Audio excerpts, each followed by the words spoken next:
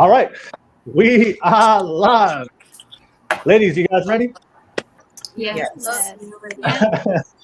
All right, let's do this.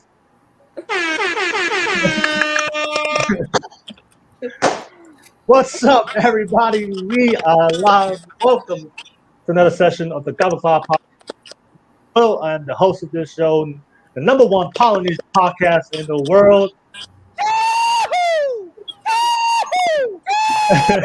Oh, wow, let's get y'all. What's up, everybody? As you guys can have a full panel of beautiful Christian ladies with us tonight for our great podcast. We're going to have some great discussions tonight. And like I said, thank you so much. I see the viewership guys jumping in and watching it live already. Thank you so much. If you're tuning in right now for the very first time to my show, thank you so much for tuning in. I appreciate you coming on and watching the live show. And of course, all my subscribers out there, the people that follow my content. Thank you so much. I appreciate you guys. Everybody always tunes in weekly to my live shows. I appreciate all you guys every single week. Like I said, you guys already know what to do. If you love the content, appreciate the journey. I appreciate the things that we do here and the topics that we discuss here every single week. Smash and press that like, subscribe button real quick. All right. Don't forget, for everybody out there under the age of 18, since we are going to be talking about dating, relationships, I want to make sure everybody under the age of 18, there's a quick disclaimer. This content is not suitable for the children under the age of 18 without adult supervision. Please be advised. Please be advised. Just to let you know, we're going to be having some mature adult conversation tonight about dating, sex, relationships. So just let you guys know, have a quick disclaimer. Like I said, if you're under the age of 18, I need you to go to sleep. Go to sleep right now. All right. Don't forget, this is I do have the live chat, so always appreciate you guys always here on the live chat. Thank you so much for always tuning in. Definitely drop your feedback, your opinions, your perspectives on the things that we discuss. I always appreciate to hear your feedback of what you guys think, and I always appreciate your support and knowing what you guys think about the conversation we're going to have tonight. Don't forget, this is a public show, so if you're watching this for the very first time, if you're not familiar with my content, you guys can join and be part of the live podcast. So if you do want to come on, I'm going to post a public link on YouTube. So if you're watching this from Twitch, if you're watching this from Facebook, you have to come to YouTube.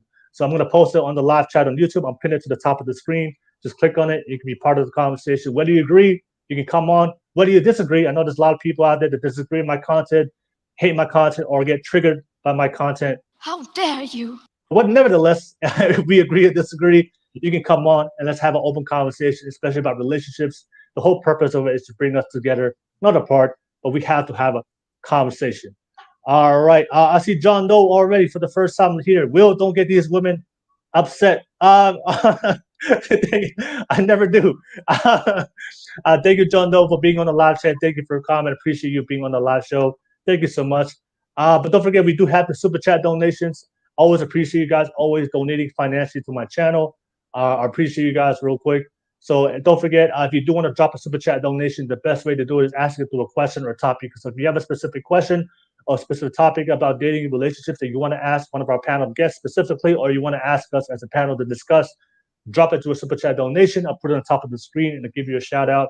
And every single donation will be reinvested back to my content to give you guys better quality content. Of course, I'll be launching my podcast studio by the end of this year, and I'll be conducting live podcasts with real people in studio. So thank you so much. You guys always see the hard work I put in for you guys. So thank you so much for everybody out there. But nevertheless, we have that's pretty much all my YouTube stuff. Like I said, we have a panel of beautiful Christian ladies. All right. So first and foremost, I just want to say to my panel, thank you so much for taking the time being on here. I'm very excited for you guys to come on here and share your thoughts and your perspectives and opinions on the different topics that you guys are going to bring up and discuss tonight. Thank you so much. Shout out to you guys. But nevertheless, I know a lot of you guys are new. I know Veronica's been here been here before, but we have a lot of new faces here on the podcast for the first time. A lot of people want to know who you are. So ladies, if you guys don't mind, can you give yourselves a quick introduction, your name, your age, what do you do, and what is your relationship status? I'll start with you, Courtney. Go ahead and introduce yourself real quick. I'm Courtney. I'm 23 years old. I am in a vegan hair care and skincare business, and my status is single. All right. No worries. All right. Thank you so much, Courtney, for tuning in and being on tonight's panel. Thank you so much.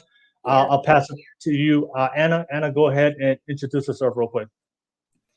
Hi, my name is Anna. I'm 24 years old and I'm a makeup artist and I make Christian content on TikTok. All right, no worries. Yeah. And what's your status, Anna? Single. All right, single. All right, no worries. Thank you so much, Anna, for tuning in. I appreciate to have you tonight. And it's like I said, you are a relationship content creator, so I definitely want to hear your expertise on these conversations tonight. Thank you so much. I'll pass it. All right, I'll pass it to you, Angel. Go ahead and introduce yourself real quick. Hi everyone, my name is Angel. I am in Thailand. I am a nursing student. Before that, I was a cosmetologist. And I am single as a Pringle. I'm kidding. No worries. Single like a Pringles. I like Pringles. Pringles are hella good. All right, no worries. Thank you so much, Angel. Always appreciate you tuning in all the way from Thailand, all the international guests, all the way from the other side of the world. Thank you so much, Angel. Appreciate you being part of the show. I'll pass it on to you, Amanda. Amanda, go ahead and introduce yourself real quick. Hi, everybody. I am tuning in from Maryland. I am 26 years old. Sometimes I forget. And I am married. I've been happily married now for, 3 years now to my husband that I've met when I was 10 years old. So, yeah. All right, no worries. Thank you so much, Amanda. And a shout out to your husband. Shout out to you as well. Thank you so much. Always great to hear the perspective from married couples. Thank you so much, Amanda, for being on tonight's show. I see Antonio Lewis already tuning in. Hello, everyone. Hey, what's up, Antonio? Thank you so much for tuning in. We have a great show for you tonight. I appreciate you being on here. I'll pass it on to you, Velestine. Go ahead and introduce yourself real quick. Hi, ladies and gentlemen. My name is Velestine. I'm 33 years old, and I make modest fashion content on TikTok. And currently, I'm single. I've been single for 5 years now, after coming out of a 7-year relationship. All right. No worries. All right. Thank you so much, Velestine. I appreciate you being on here. And last but not least, you probably know this familiar face from the previous Christian podcast we did. I'll pass it on to you, Veronica. Go ahead. Hi guys, I'm Veronica. I'm 22. I run a Christian-based thrifting company, and I'm also a Christian content creator on TikTok. And I am single. All right, no worries. All right, thank you so much, Veronica. I always appreciate you coming back for a second time, running it back to back on the show. So thank you so much. But nevertheless, that's pretty much it. Thank you for all the introductions. I appreciate you ladies being on here. Let's get right into it. I'm going to start off with the first topic that we're going to discuss tonight. And ladies, prepare yourselves. I always like to start my topics off hot, hot topics. So I'm going to play a video as a podcast I saw on relationships, or talk about relationships. And I want to hear you guys' reaction to it. But let me play the video real quick. And if you guys, ladies, if you guys don't mind, can you put yourselves on mute so that way the video sounds a lot better if everybody's on mute, especially for the viewers. So just put yourself on mute real quick, and then I'm gonna play the video. Connotation on it. All right, you guys, everybody here, right? All right, cool. All right, so let me play the video. All right. So the word submissive has a negative connotation on it. So what would probably be more digestible for women's ears would be willful cooperation. If your man has a good program and it's trusted, proven, and justified authority in that relationship, authority with responsibility, because he's responsible for the outcomes of the relationship. If you have that, you're naturally going to follow. And that's the thing about it, is some women talk about, high value man. That's also a weird narrative that women come up with. They're like, well, what's going to happen if you give a man power? Well, like, they gave us Wi-Fi and air conditioning. I think they're doing great with power. Well, and because they picked the wrong men to give power to. So they put that all men. So it's like, again, they're putting your poor choices on all of us. Just because you can't find a man to submit to doesn't mean we can't. So right, and it's argumentative women that they struggle with submission, because women that are coming from two-parent households, well-rounded. I live in the Midwest. I know a lot of women that understand that when there is trusted, proven, and justified authority, they're like, yes, I would like your help. I'm going to go with the flow on this one. But like, women just don't want to be honest that like you're not fun to be around. People are tired of arguing with you. People don't want to. People are not fighting over your invitation at the party. They would rather you didn't go. Well, and a lot of like more feminine girls, we prefer it. Like I hate making decisions. Like honestly, like I hire a couple people now and like I hate it. It's so against my personality. If I could just have someone like do that part of the job for me, I would prefer it. Like it is so much easier as a girl like working for someone than it is like having like managing all these people. All right. That was the clip I saw on social media. Obviously, both of those ladies are content creators and they're pretty successful on YouTube, and they do a lot of content on relationships. And the one thing I guess what I want to start off with, obviously we all live here in 2022 modern society. Obviously, in modern times, for a lot of women, they can be career oriented. Obviously you guys see the independent woman. I'm a boss babe. So I do see in a lot of conversations that comes out a lot when it comes to discussions is that the word submissive, submitting to your men. Obviously, all of you ladies are Christian. All of you guys are Christian, so you guys have some Christian values and teachings from the Bible, from the Christian perspective.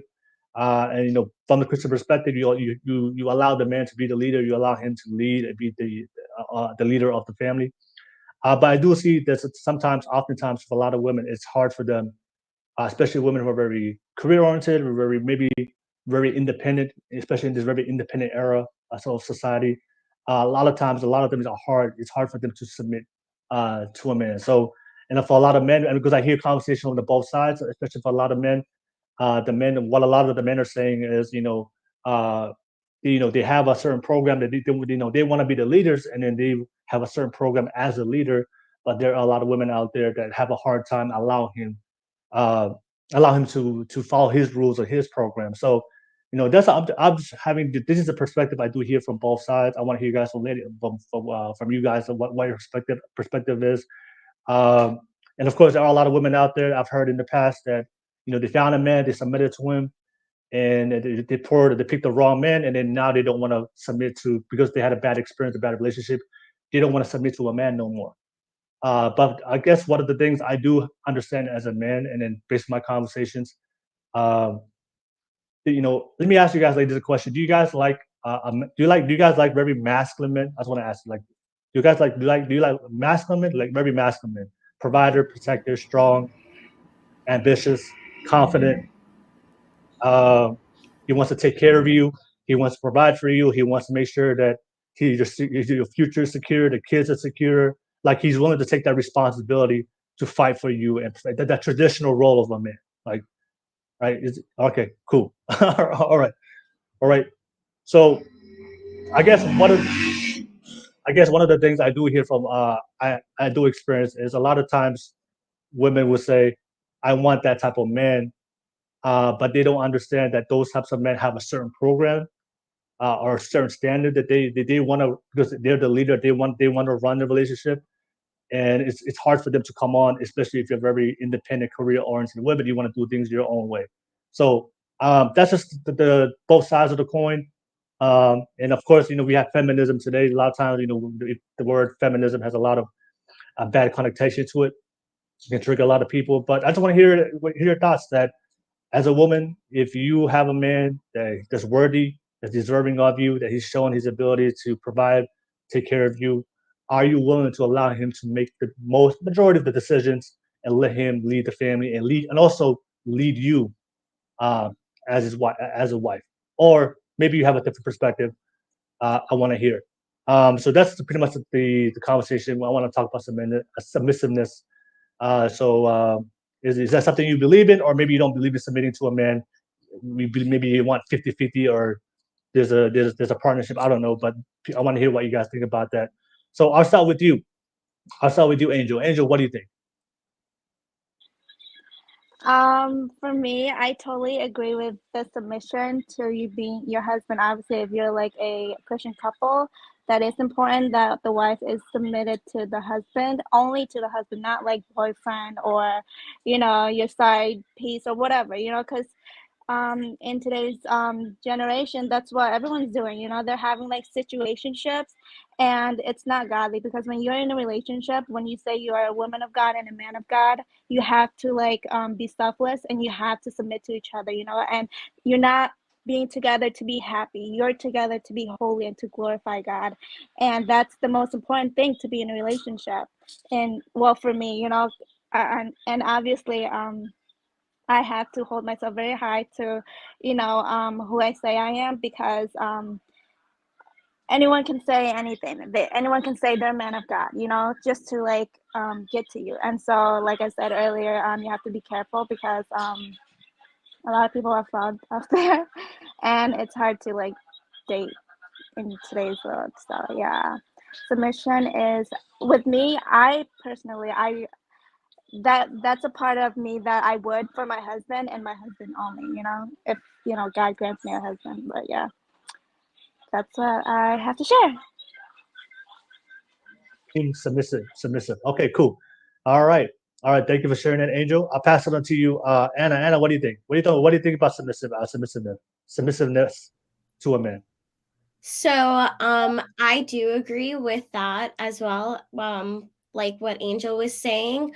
But I do think it's really important as Christian women that we acknowledge to only submit to our husbands, because I see a lot of women, like what she was saying, doing that, but they don't have a ring on their finger. They're not married, and I think that's where a lot of women tend to make mistakes, I think it's really important that you challenge a man and see if he's husband material before you submit, because in the world that we live in today, there's so many narcissists out here that we got these love bombers, and they're very deceitful. And we also know that where there's good, there's bad. So like in the dating world, spiritually, we're always kind of going up against good and bad, so they're with the narcissistic people, with the Jezebel spirit, they'll come off as like, oh, I'm your husband, I'm this, I'm not, and then you accidentally submit to them, you know what I mean? So it's really important as Christian women that we go to the Lord to confirm that, and we make sure that, we try to follow the word the best way we can, make them jump through those hoops to decipher if we're going to submit, because once you're locked in, it's hard, and nobody wants to make that mistake. But I do think that the word submissive in the Bible, like to us, it's more of like we submit to our husbands as they lead us in Christ.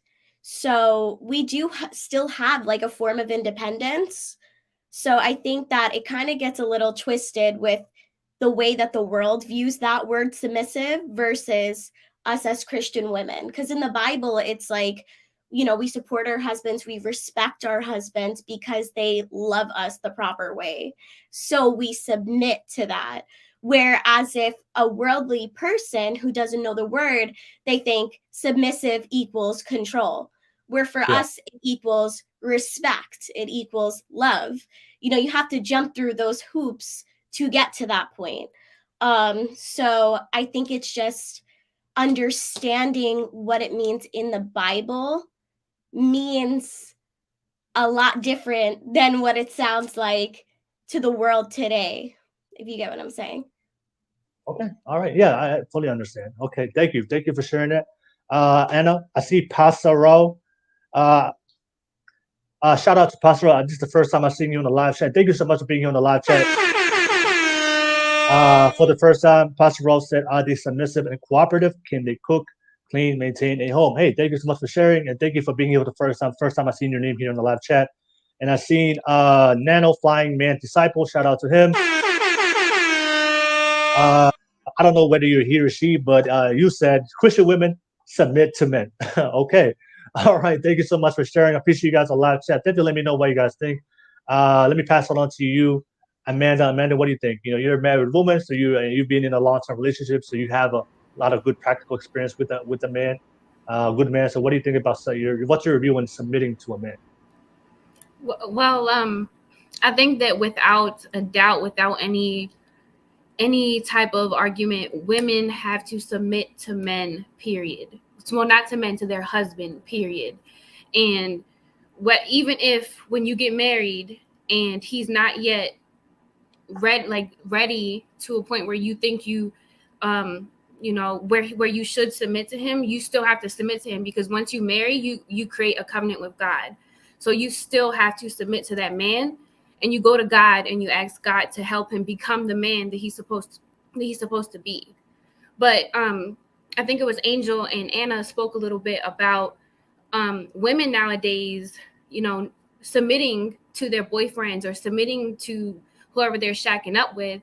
And that's a no. That is a no. Like, my heart breaks for women who submit to their boyfriends or their situationships because, maybe they think it's going to make them want to marry them or anything or something like that. But really, like, that just hurts you.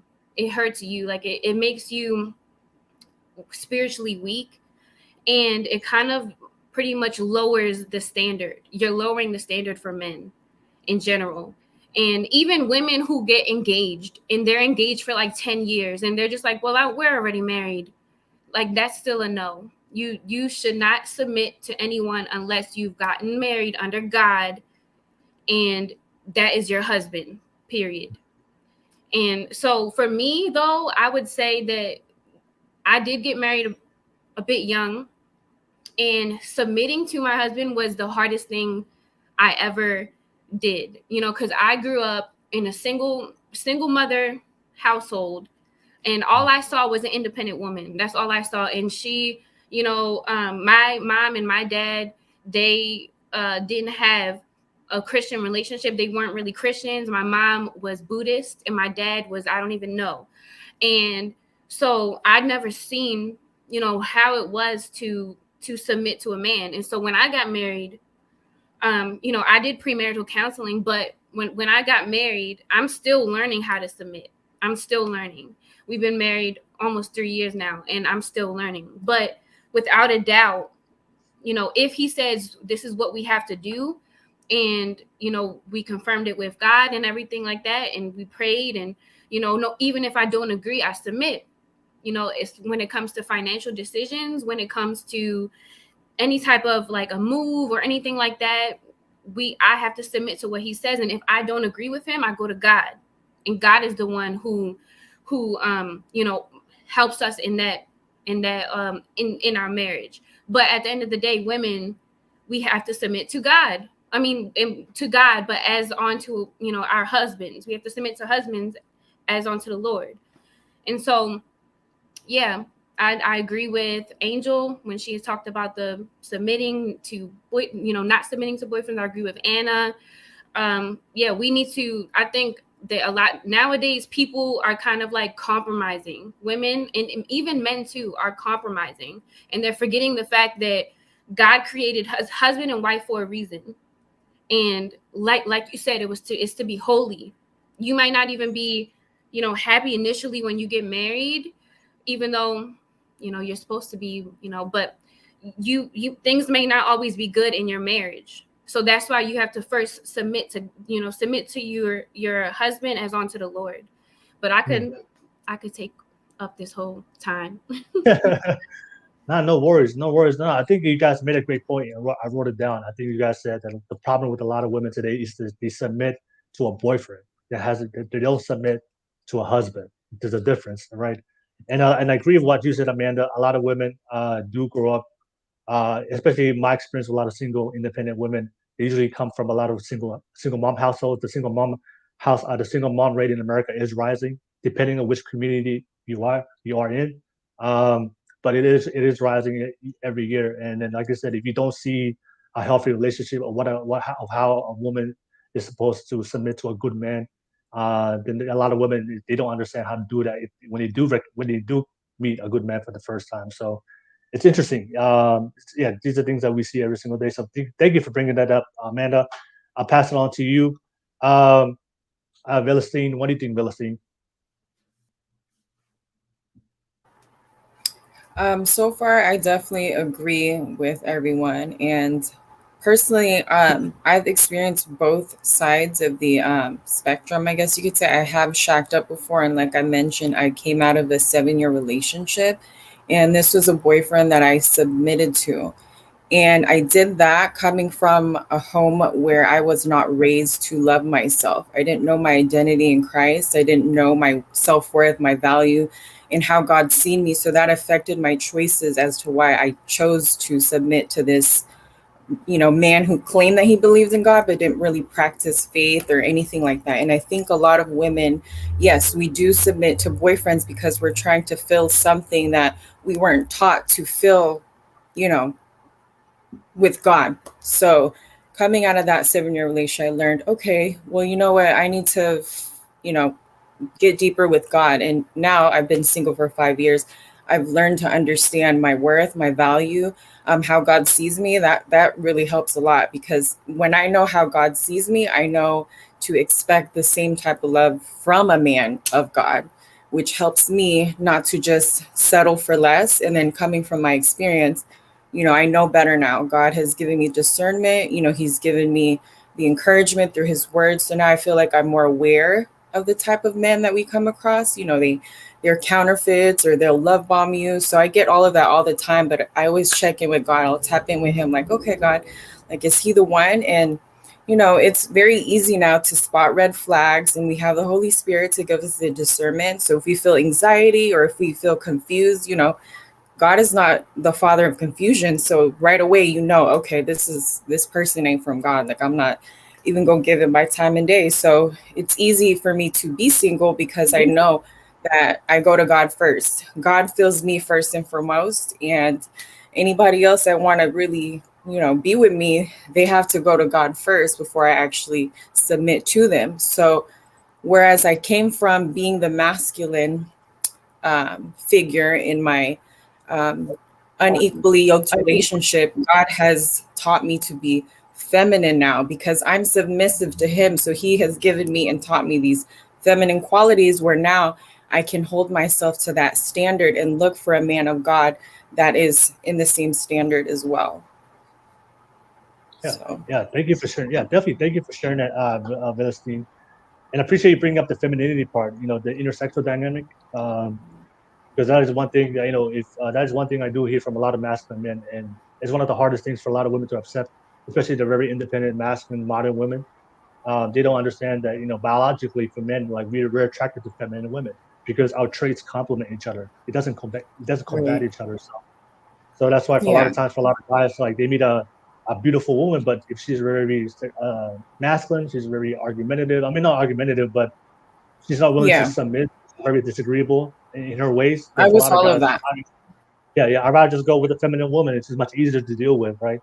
But we've definitely need to talk about that. Thank you for sharing that, Velestine. I appreciate. I pass it on to you, Courtney. Courtney, what do you think? I agree with all of the women. I do. For me, after my mom divorced my dad, she went with a full-blown narcissist with her second marriage. So I basically saw that all of my life, basically. And, I saw control, and, it switched the thing of like submissive. It's like my mom wanted to be more like independent, but she didn't want to be controlled. So like I didn't really see that submissive side growing up.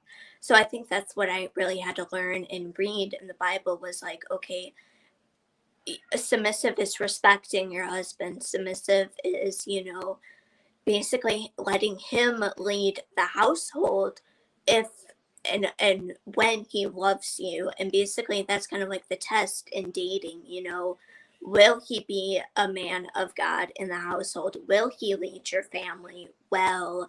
Will he treat you with respect, love, kindness, all the things?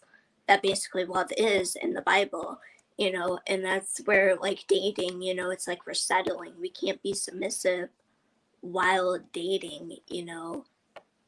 So that's basically my perspective on it. Is I totally agree with you women and stuff. But yeah, that's what I saw as like independence. And it's not saying that we can't be independent, because we can be independent in the marriage and in dating, you know, and stuff like that. But it's basically allowing the man to lead the household. So All right. No worries. Thank you for sharing that, Courtney. Appreciate that. I just posted the live public link on YouTube. So if you guys watching this right now, you guys want to be part of the conversation, click on that link and invite you guys to come on. Also, I just see a comment from the Minotaur all the way from Twitch. The Minotaur Dad, hello. Hope you're all doing well. Shout out to you, man. Thank you so much. Thank you guys for watching. Yeah, definitely let me know what you guys think about tonight's discussion. So, ladies, I wanna challenge you guys a little. So let's open up this for open discussion. I want to challenge you guys real quick, and I want you guys to be honest. Be honest when I ask this question. So, all right. So a lot of you guys said that you guys are looking for a good man, and you're willing to submit to him. And I think I love what Amanda shared. Right? Amanda said she found herself a good man, and she trusted to allow him to make the decisions. And if she disagrees with something he said, she takes up with God. But you know, when you submit to a man and I'm not talking about like, you know, I'm talking about a good man, strong man. He's proven himself to be a great quality husband, and you trust him to allow you to lead you and a family.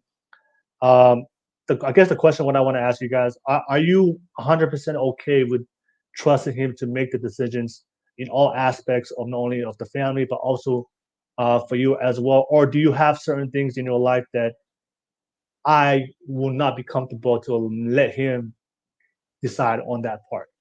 Because there are certain things I've heard for women that there's certain things that it's like I don't want to be told to do this, and I'm okay with this, but I don't want him to tell me to do this. But I want to open up. Are you willing to trust him and everything? You know what? If I find myself my dream guy, just take me. Take me. Let's get on. I'll really take me. I want to get married and let's have kids and have that great family. Or are there certain things that for you, in this part of your life that I will have a hard time. It would be hard for me to give up and allow a man to lead me or tell me to do in that part of the life. But I just want to hear it. I have certain things I want to bring up because I do talk to men, and for a lot of men, there are certain things that we realize when we date modern women that it's really hard for them to give up. But before I give you the things that most men talk about, I want to give you guys a chance. Are you willing to give up 100%? Just I trust him. Whatever he says, I'm gonna go with it because I'm gonna put the relationship and I want to be with them. Or are there certain things that it's gonna be hard for you, difficult to give up at this point of your life? I'll start with you, Angel. Yeah, so like I said, he has to be a man of God because I need my man to be equally yoked, you know what I Yeah. mean? And if he's not, and here's the thing, like there can be good men out there who has it all, but if he does not have the God factor in him, then me and him will not work because we need that God factor in him, and we need to see that he has all the fruit of the spirit, and that's going to show you the quality of a man he is and the characters that he have. And like I said, like he has to have, he has to be full of joy. He has to be gentleness. He has to be gentle, all the fruit of the spirit, obviously. And of course you have to test the spirit, before you get to know someone. You have to test the spirit, and you have to pray to God before anything, and so yeah, I am all 100% because if he is a man of God, he's going to know what to do because God is the one and only that he goes to tell him what to do, and how to love a woman and how to lead his family and how to do everything. When a situation comes up, then he's going to know how to handle it, and he's going to show respect and love and and humility and selflessness with his wife. You know what I mean? So that's what I'm looking for, and that's what every woman needs to be looking for in a man. Okay. All right. So woman. So yeah. All right. Yeah. No worries. So you find that if he's proven himself to be a man of God, for you, just take me away. Yeah, yeah. I I'll follow. mean, I'll it's follow. not. I'll follow. Yeah, it's not that, I can't make decisions for myself, because if where he's lacking, I will pick up, and where I'm lacking, he's going to pick up. So it's like a equal type of thing. Yeah. All right, no So. worries. Thank you for sharing that. Angel, I'll pass it on to you, Anna. Anna, if you happen to meet your man of God, the man that that's proven himself to be a great husband for you, that's deserving of your submissiveness, are you willing to trust him to all decisions? Are there certain things in your life that it's going to be hard for you to give up for that man, or let him decide for you as your man? Or what do you think? So I definitely agree with what Angel was saying about, he has to be a man. Like, the thing is that us women, us Christian women, we look for certain qualities, and we make sure that it matches up with the word. So if a man has proven to me that he is a man of God, and that, like what she said, has gentleness and like, there's certain things in the Bible that we look for. So like, with us, he has to love us a certain way so we can respect him. So I feel like if I met somebody who I wanted to marry, I know that I chose that person with discernment, with going, confirmation from the Lord, like what Angel was saying. So I would be confident to have him make decisions, because I wouldn't be marrying him in the first place if I felt like he was lacking. But I will say that I think that even though a man is supposed to run the house, there are certain things as a wife that I feel like we may, I guess you can say, like, have a better thought process with. But I feel like for me, I would just discuss it with my husband and then ask him his opinion, and then we would work together. Do you get what I'm saying? But definitely, 100%. Do you have an example of what those things may be? I guess you can say like I guess like little things, like if you have like your kids and what's the kid gonna bring for lunch today, or like packing, maybe Oh, yeah. like things like that. I feel like there's a woman's role, and that like she should kind of, you know what I mean? Like there's certain parts, like maybe with the kids and things like that, that you need a woman to kind of figure it out, because it's in our nature, but then there's also certain things that a man would know better as well. But I think it's really important that we come together and we discuss these things, but I definitely would submit to a man and trust him, because I know that I chose him, and I went through things that he proved to me that he's worthy of making the right decision as a man of God. Okay. All right. Yeah. Thank you for sharing that, Anna. I know Amanda, you wanted to add on. Go ahead, Amanda. Yeah. So just to add on to what Anna was saying, what I was taught, I guess, prior to getting married is that women, men are the head, but women are the neck that turns the head. And so like when you submit to a godly man, he will also kind of facilitate and work off your strengths as you work off his strengths, and as we realize our weaknesses. So in my marriage, there are things that I'm just better at, and so even though I trust him fully to make the decisions, there are certain decisions that I'm just better at making. And so he'll say, hey Amanda, you make this decision here, or something, if I'm better at something, then he's going to say, go ahead and handle that. And that's a godly man that you submit to. He's not a dictator. He's more of a facilitator. You trust him to facilitate. And sometimes that means saying, hey, my wife is better at this, so I'm going to let her handle that. And a lot of times this world thinks that, if when we say a woman has to submit, then the man just, stomps all over the woman and makes every single decision. Like that's not what it is. It means that we trust him completely. We trust our man, our husband, but we also trust him to trust us when, to trust in us during the times that we can make those decisions. I don't know if I'm making sense, but like I am in the accounting field. I am I work for in like an accounting firm, and sometimes I am better at paying the bills, or doing our budget, something like that. And so sometimes he will let me handle that, and he is way more detail oriented than I am. So he makes an Excel sheet of all of our bills and tracks all of our expenses, and so I trust him to do that. I don't even look at that. And so it's just working off our strengths and weaknesses. Okay, yeah. Thank you. Yeah, thank you for sharing it. And I like your analogy with the facilitator. I always like to break down like a good leader is like a great basketball player. He knows how to score, but he also knows when to assist, to throw that assist sometimes. You don't have to always have to score, but you can assist as well. I'll pass it to you. What do you think, Velestine? What do you think about the submissiveness to a man? Are you willing to find a good husband, a worthy man? Are you willing to submit to him fully, or are there certain things that's going to be hard for you to let him allow to lead you in that area of your life? Yeah, so at first, as we all know, we don't really understand the word submissive. Like in a worldly context, we think that, yeah, let's let a man run all over us. But as I've gotten deeper with the Lord, I've started to understand that my submission to God is somewhat in comparison to my submission to my husband, because my husband is a man of God and the Spirit of God is within him. Then if I submit to him, I'm also submitting to God. So I've been taught, that, okay, it's fine to submit. So I'm learning how to understand how to submit, although, I'm not putting it into practice yet, but I am willing to submit because I understand that that's what God requires of me.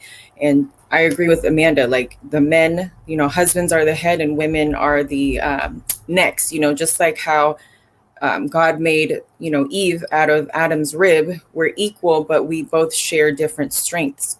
And, yoked, you're equally yoked. It's two oxes that are equally yoked. You both are in partnership under God, where you both have different strengths and you're serving the Lord together with whatever God has gifted you with. So if I submit to him, then we're only, benefiting each other and the kingdom of God. So if that's what, submission is, and if that's what God's revealing to me and I'm understanding it that way, then yes, I am willing to submit to a man of God. And he has to be a man of God, because that's the only way to go. All right, no worries. Yeah, thank you for sharing that about Velestine. And last but not least, Courtney, what are your thoughts about? Are you willing to, when you find a good man, a good husband, are you willing to submit to him fully, or there's going to be certain things that's going to be hard for you to eventually allow him to lead you in that area? I agree with all of you, but I think certain like big decisions, you would have to come talk to me. We would have to figure out, okay, what is your thought process, and then what is my thought process, and then we kind of combine them together and figure it out. And we could pray about it, do whatever, and see what God says in it.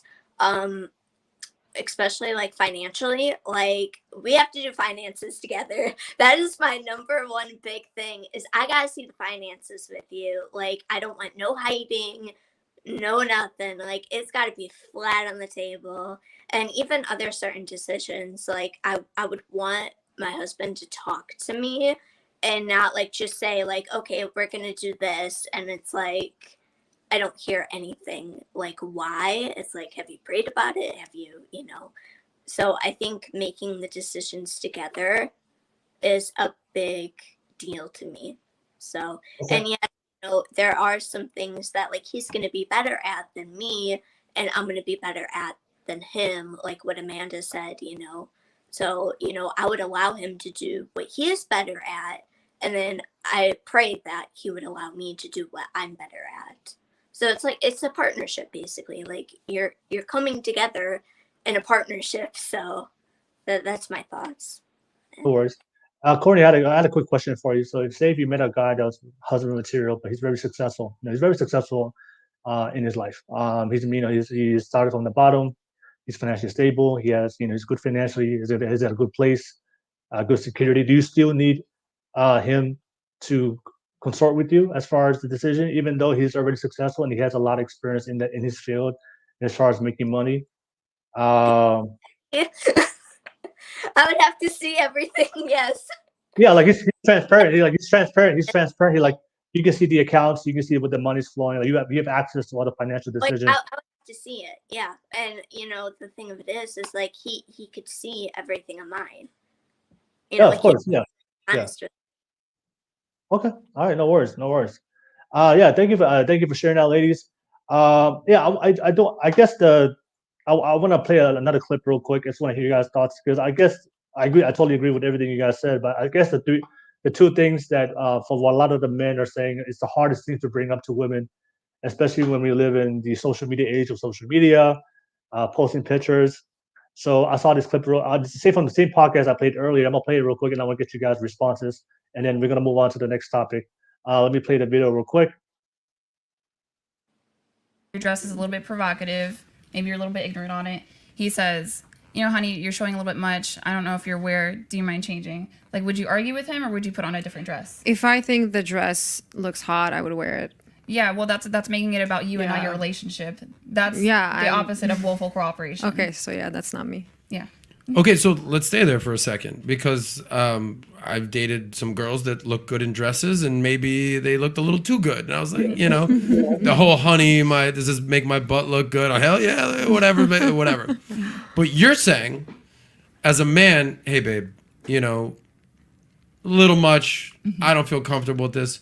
Would you mind changing? You would change. I would absolutely change. And it's not just about the impression that it would have out there on the world. It's protection. Because I could get the wrong kind of attention from an unhinged man. And what would happen if you get some attention from a man? From a man that I don't want the attention from? I'm being sexualized by a stranger. I don't want that. But what do you mean by attention? Somebody looking at you that like... Men are gonna look. They always look. So what? Let them look. I don't want to be sexualized by someone that's not my husband.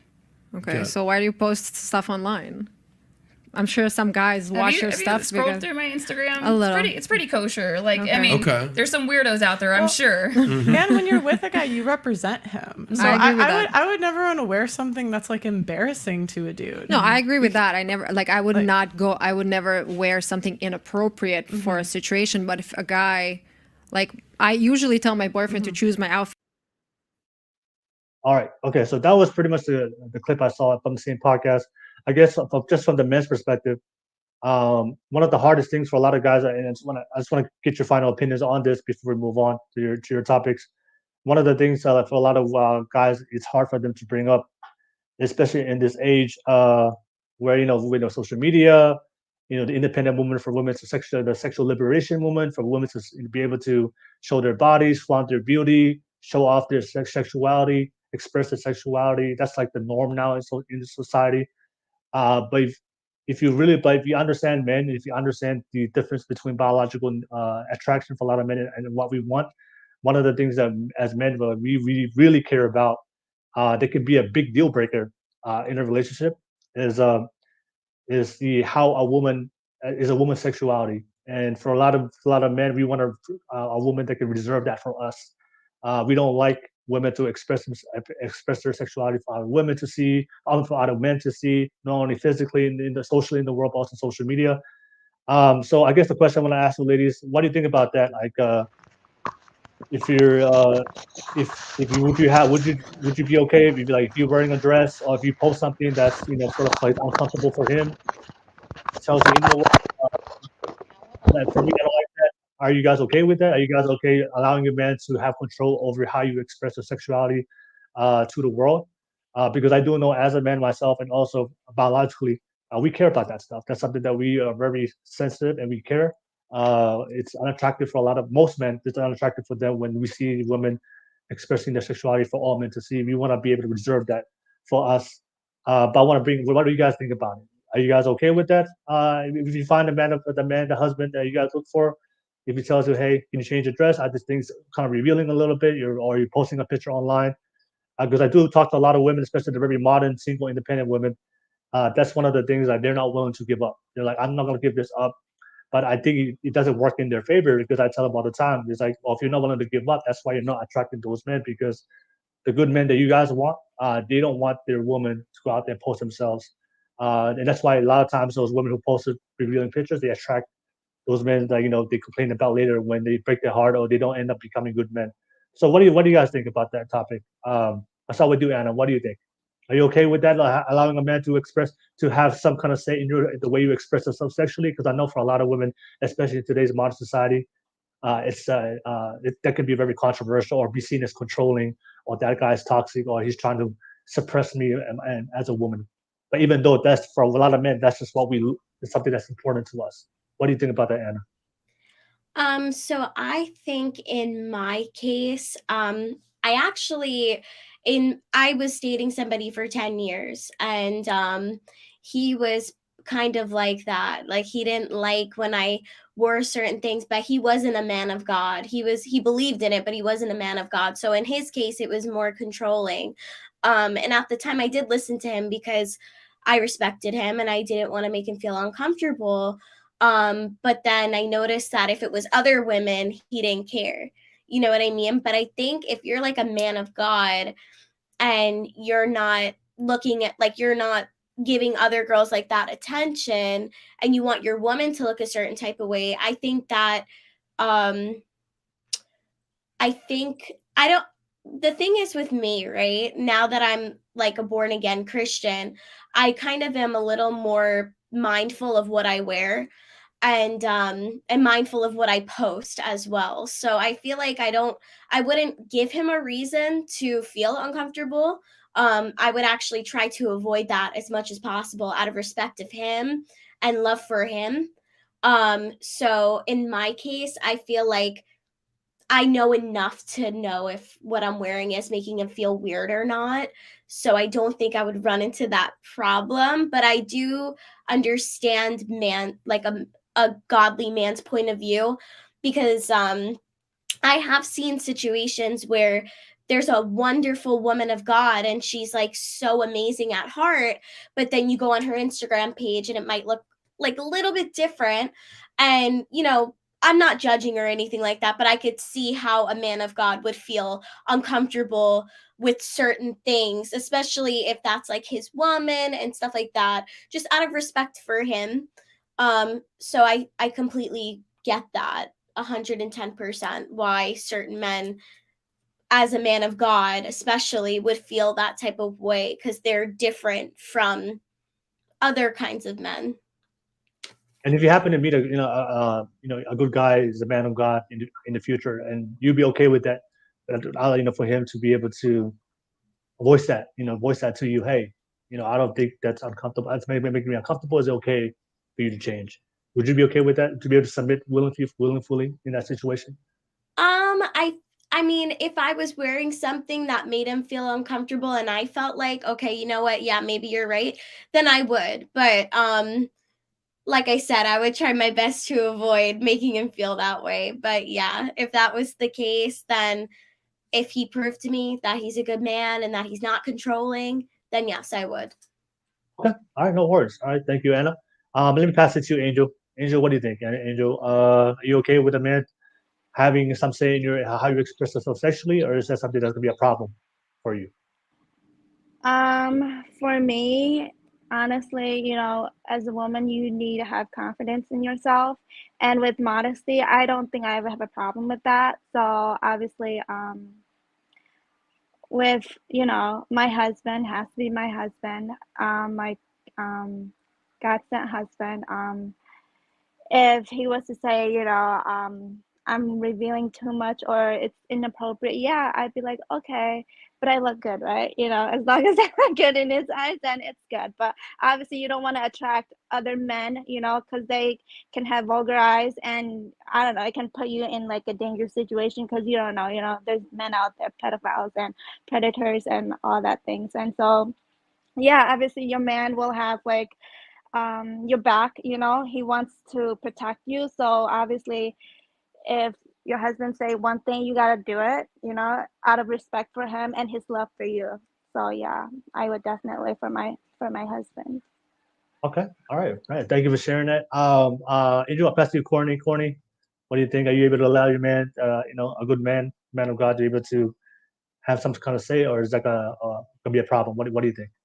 I agree with both of the girls. If it is something that probably like isn't, the best, or like, you know, that like probably what a normal like Christian would wear, and he does call me out, then I probably would rethink, you know, okay, you know, I understand where he's coming from. You know, maybe I should change or something like that. Now, if it's in a controlling sense, then no.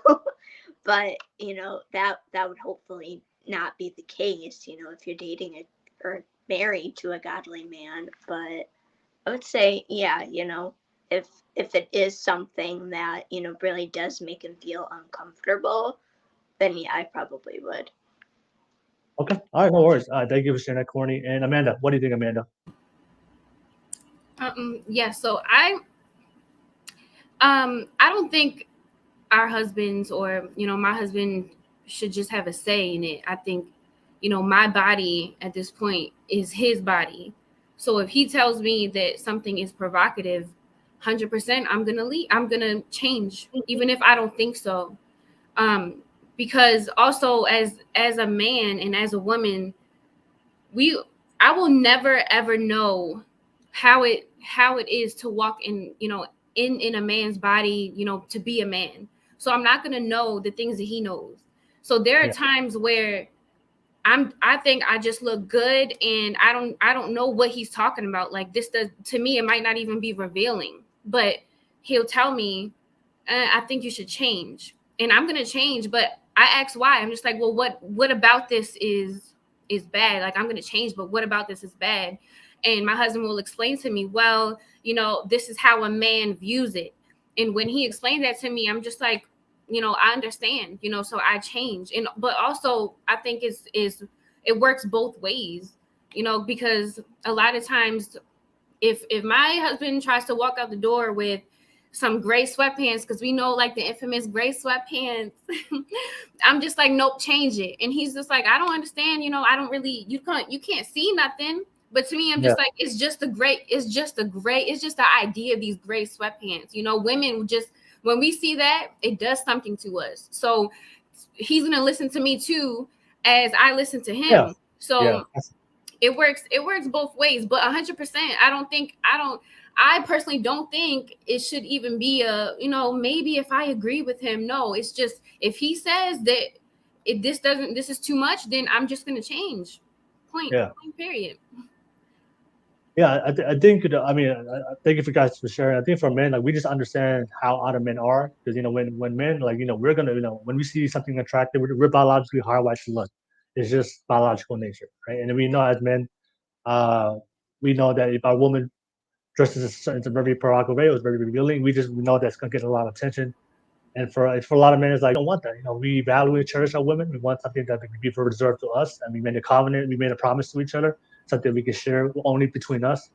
And then if the woman is choosing to share that with all men intentionally and purposefully, for a lot of guys, it's like, man, it's like, you know, they feel like that, they just feel like it's something that is unattractive, you know, it's unattractive. So, but it's really hard to bring that up in today's conversation, especially today's modern society, when it's the norm. Because as a man, if you speak up against it, you're gonna be seen as a, you know, toxic, or you're trying to control a woman. Even though, like, all men, you know, we feel the same way, but it's just hard to bring that up in today's time. Mm-hmm. And Will, if I could add, and correct me if I'm wrong, but men, from my understanding, men like some type of, you know, mysteriousness. Like, you don't want to just put your whole everything out there. Like, if I'm like, even if I'm just dating a man, you know, if you cover up some, you know, if you cover up, it leaves him some, you know, some room to wonder. And you want that. You don't want to just put everything out there. And also, like the word says, like when a man finds a wife, he finds a good thing. So you already have to be a wife when he finds you. And so that means that you already have to be holy. You already have to be modest. You already have to be the wife that he's looking for. And that includes, you know, dressing, not dressing provocatively. And if you are dating, because, you know, for me in my situation, we did date for a while before we got married.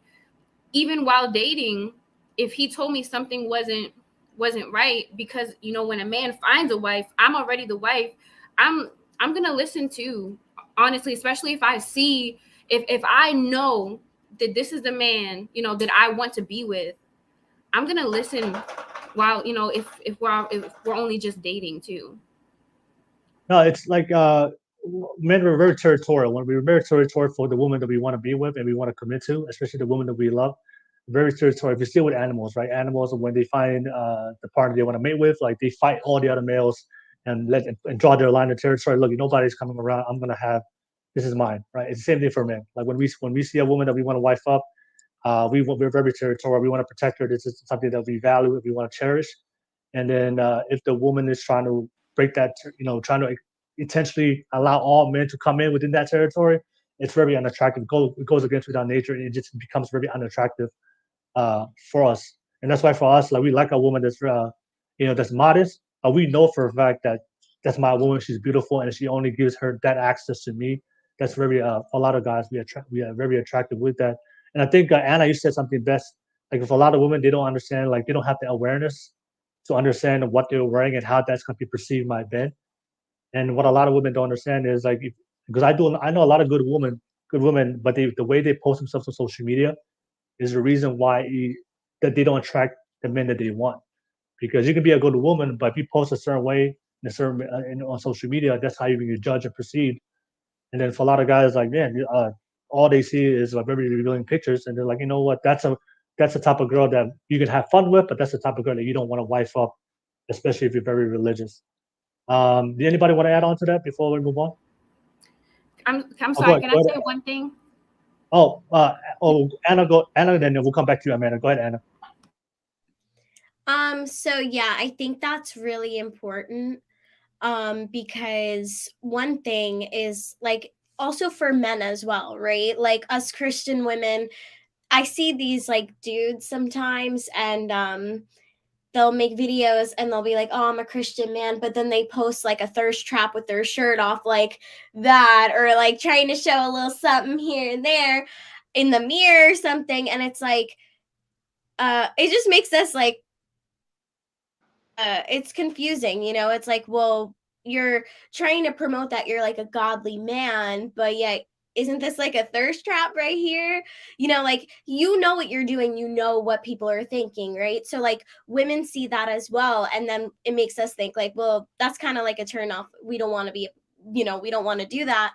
And then for men as well, like when a man sees a woman doing the same thing, it just makes them think like, oh, well, they must not really be, about that as serious, you know what I mean? And it's not that we're judging them. It's just that when you're looking for a spouse, a partner, you want to make sure that you're portraying yourself in a way that you would want your partner to be. So like, in other words, one thing I had to learn, through this journey is that if I want a man who's going to be respectful, modest in the word and all that stuff, I have to be respectful, modest, and in the word, so it goes both. So it's like, if a woman wants to attract that kind of man, she might be a woman of God on the inside, but she's not portraying that, and she wouldn't want her man to do that, or like pictures of girls like that, right? So she has to make sure, okay, well, if my future spouse sees me, is he going to see me as a future wife, or is he going to see me as, just like every other girl? I have to portray myself as a wife. And I think that's what that means. It's like, I have to portray myself as a wife. What do I want my husband to be? Okay, I want him to be this, so I have to be this. I think a lot of women want their husbands to be all this stuff, but they're not all this stuff. Yeah. Go ahead. Yeah. Thank you for sharing that, Amanda. Anna, go ahead. Amanda, you wanted to add on something? Amanda? Yeah. I'm glad you talked about the thirst trap, Anna, because there was a time where for a few years, me and my husband, before we got married, he did not want me at all. We were not together for some years. He didn't want anything to do with me. And there were times where I was posting thirst traps. I wasn't really that modest. I was still growing in the Lord. And there were times where he had to tell me, Amanda, I didn't like the picture you posted on Instagram, and I didn't listen. I'm just like, well, I look good. I'm not listening to you. And for a while, I mean, there were other reasons as well, but for a while, my husband didn't want me at all. And there are some things I had to grow in. And one of those was the thirst traps, like who you're attracting with how you're presenting yourself and the way that you dress. And there were times, you know, I just had to learn from God, but also from the correction of my husband that, you know, I need to present myself as a godly woman. Yeah. And now I listen to him. I listen to what he says. And now I'm more modest and yeah. Especially social media. Yeah, thank you for sharing that, ladies. We thank you. We're definitely gonna move on to the next topic. I know a lot of you guys, ladies, had some topics that you guys want to bring up and discuss. I think Minotaur Dad shared a comment. He said that I am all godly men tend to look for godly and conservatively dressed women. We don't tend to approach the ones that are dressed proactively because that's not what we are looking for. The one thing I always tell a lot of women, like for men, when we look at women, we always see women in two categories, like temporary and long term. So obviously, you guys biologically for men, like we want sex, and that's a given. I mean, that's obvious. You know, we want that's what we were created to do. So for the women that we see as girlfriends or fun and just temporary, we don't have standards for those women. So sometimes we just go with that woman, have fun. But with the women that we want to wife up, commit to, and spend the rest of our lives with, we have higher standards for that woman. So for a lot of times, I think one of the misconceptions for a lot of young women, especially those Christian women, is they see all these Instagram models that get all the attention from men, like all these likes and attention. So in their mind, wow, like I'm not getting any attention, but all these guys are getting attention, all these girls getting attention, but they don't realize, they don't know the difference between sexual attention and commitment attention. Those girls and IG models, they're just getting sexual attention. The guys that like inside their DM, they just want to have sex with her temporarily and then leave.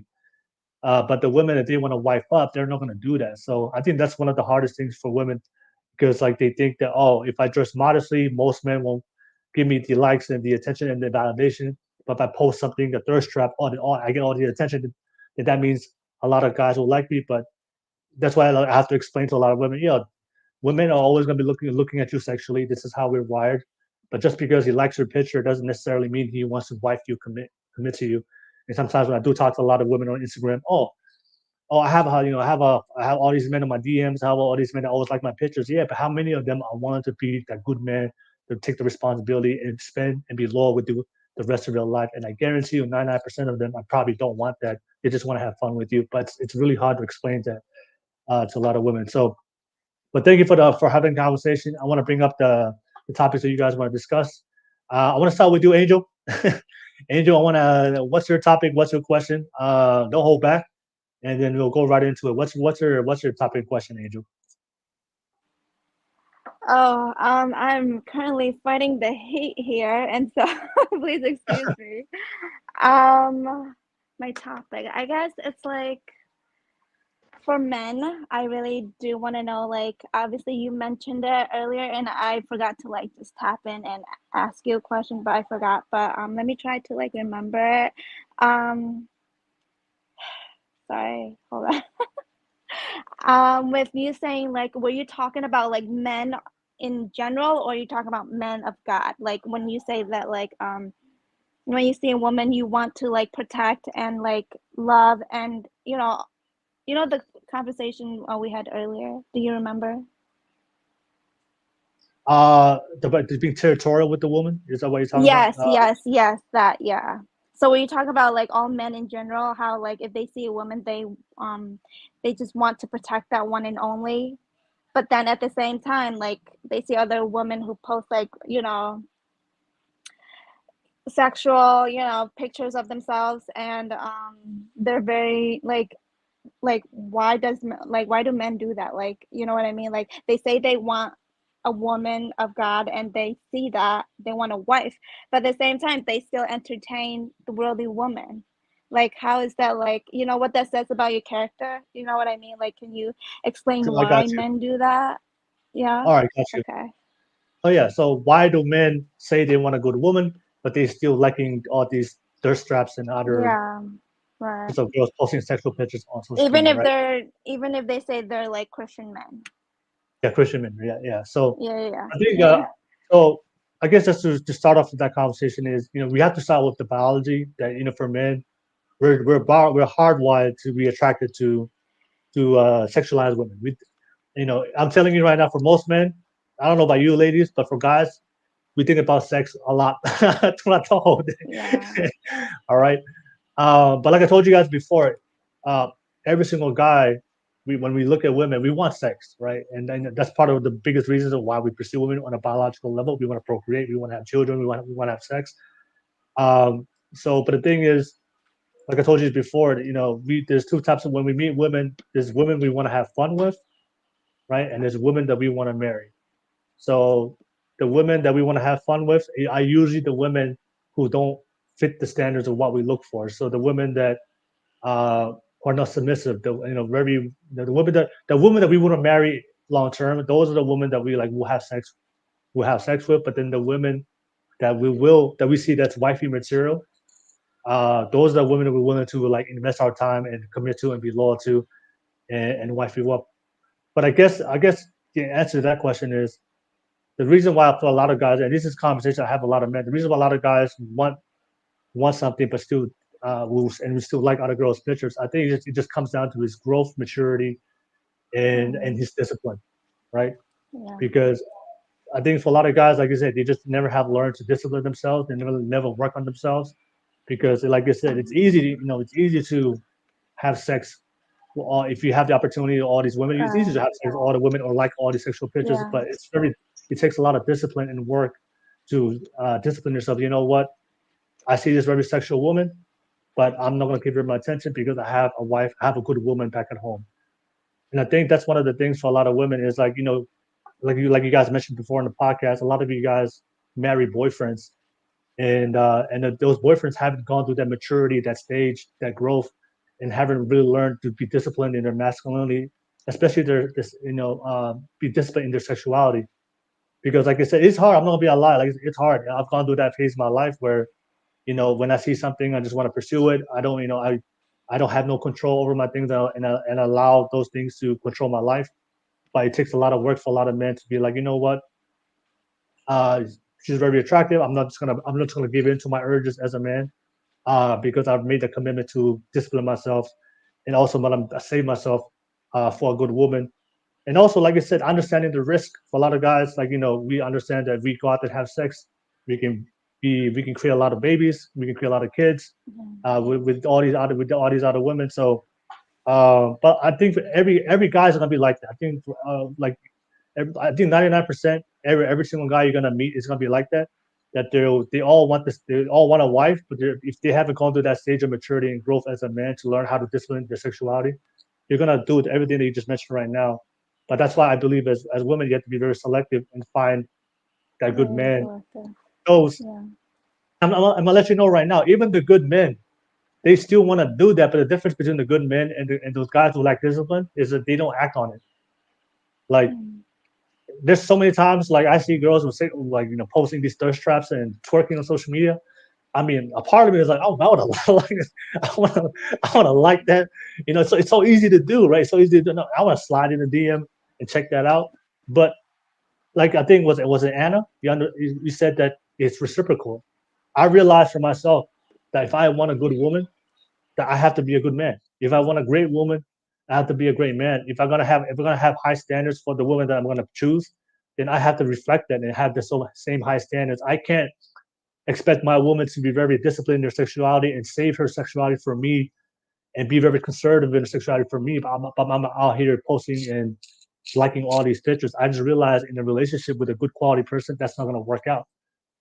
So for a lot of guys, like, and I see that with a lot of younger friends, they want their woman to be wifey material, but they still want to post thirst traps or like all these Instagram thoughts or girls on social media. So I think for a lot of guys, like you said, it just takes a lot of work. But I think that's a conversation you gotta have with your partner, is if he's liking those pictures. But like I said, when you guys, I just want to make sure for a lot of women to understand, even when you do find a good man, they still think the same way. But the only difference between the good men is that we've learned to discipline ourselves, even though we want to like that picture, but we know it's gonna harm the relationship. We know it's gonna cause concern for you. And the thing is, when you obviously for a lot of men and women, when you guys meet a good person, the relationship always comes first before our own personal needs, and that's something that's going to take a lot of work, a lot of time. But is this something? Yeah, Anna, do you want to add on? Any ladies, you guys want to add on to that? Yeah, so one thing I'm gonna say, and this might be like exposing the girls, but I know that a lot of Christian women and women of God, we do this thing, okay? And this is kind of like something that it will make or break if we want to even associate with you. And that is like when we're really interested in someone, right? And like, let's say we know that the next level is going to be like boyfriend and then possibly husband. We do background research on men, like we do. So we will go through the following list. Like, and if they're following a bunch of girls who are Instagram models and like liking pictures of naked girls and all this stuff, like, sorry to say, but you could do everything right. You could approach the woman correctly. You can be, you know, a complete man of God or whatever, right? You can do everything right. But that one thing, if we go through the following list and we see all these naked women and like provocative stuff, we will just not even pursue you anymore. And a lot of the guys will be confused. They'll be like, wait, what happened? Like, I don't understand. You were talking to me for, you know, this amount of time. I thought we liked each other. But the thing is that it immediately just shows your true character, because a lot of people, you know, they come off as like a certain kind of way and they follow all the directions, but then they fail to realize that, like, if you want a true woman of God, like we do, we got to make sure, because we're not trying to get embarrassed out here either, you know. Like, other women, they see that, like, other women scroll through Instagram and they'll see like, oh, that person's talking to that girl, or like that's her man and he's following this page. Isn't she a woman of God, or isn't he a man of God? And like, we don't want to be embarrassed out here, you know.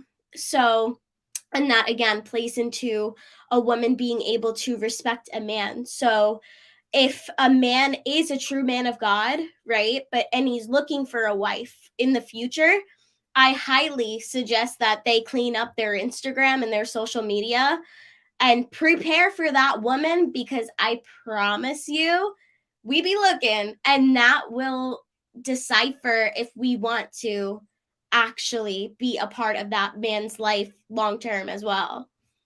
Before I pass it on to Amanda, I just want to kind of push back a little bit of what I do agree with you, Anna, but I would say is before you cut that guy completely, I would say is if you really like him, and because like I said, we're all flawed individuals, I would say I think you should ask him and confront him and give him the opportunity to stop. Because like I told you guys before, I think biologically that's it's something that it's just in us. When we see something attractive, we're gonna look, right? So even when you're gonna be even when men they're gonna be in a relationship with you, when they see how to protect it, when they see, like you said, whether your man's gonna admit to it, but even if a guy's married, if he sees other women who's very attractive, he's still gonna look. But the only difference is between men who are very disciplined, we'll still look because it's just our nature, but we won't act on it or we won't dwell on those thoughts. But we'll still kind of look, oh, that girl was attractive, even though you have a wife, but you won't even think about it like past that. So I would say is if that guy has a lot of Instagram models liking a lot of pictures, just ask him, hey, you know, why you like those pictures? Can you stop? That's something that I'm concerned about. And if the guy's willing to stop it, you know what? If that's something you're concerned about, all right, I'll take accountability for it. I'm gonna stop right now. And then he shows that he's not willing to do that ever again. I think that's something that you should entertain first, because I'm telling you, the biology is still there. Like we're guys will still look at attractive women. Guys will still like attractive women. But the only difference is if they're really serious about the relationship and care about you, the man will change. The man will always change for the woman that he wants to be with, and the relationship that he wants to make it work. If he doesn't want to do it, if he tries to make an excuse or try to deflect it, to make it, deflect it on you, or you're trying to control him, then that's a red flag to leave. Right?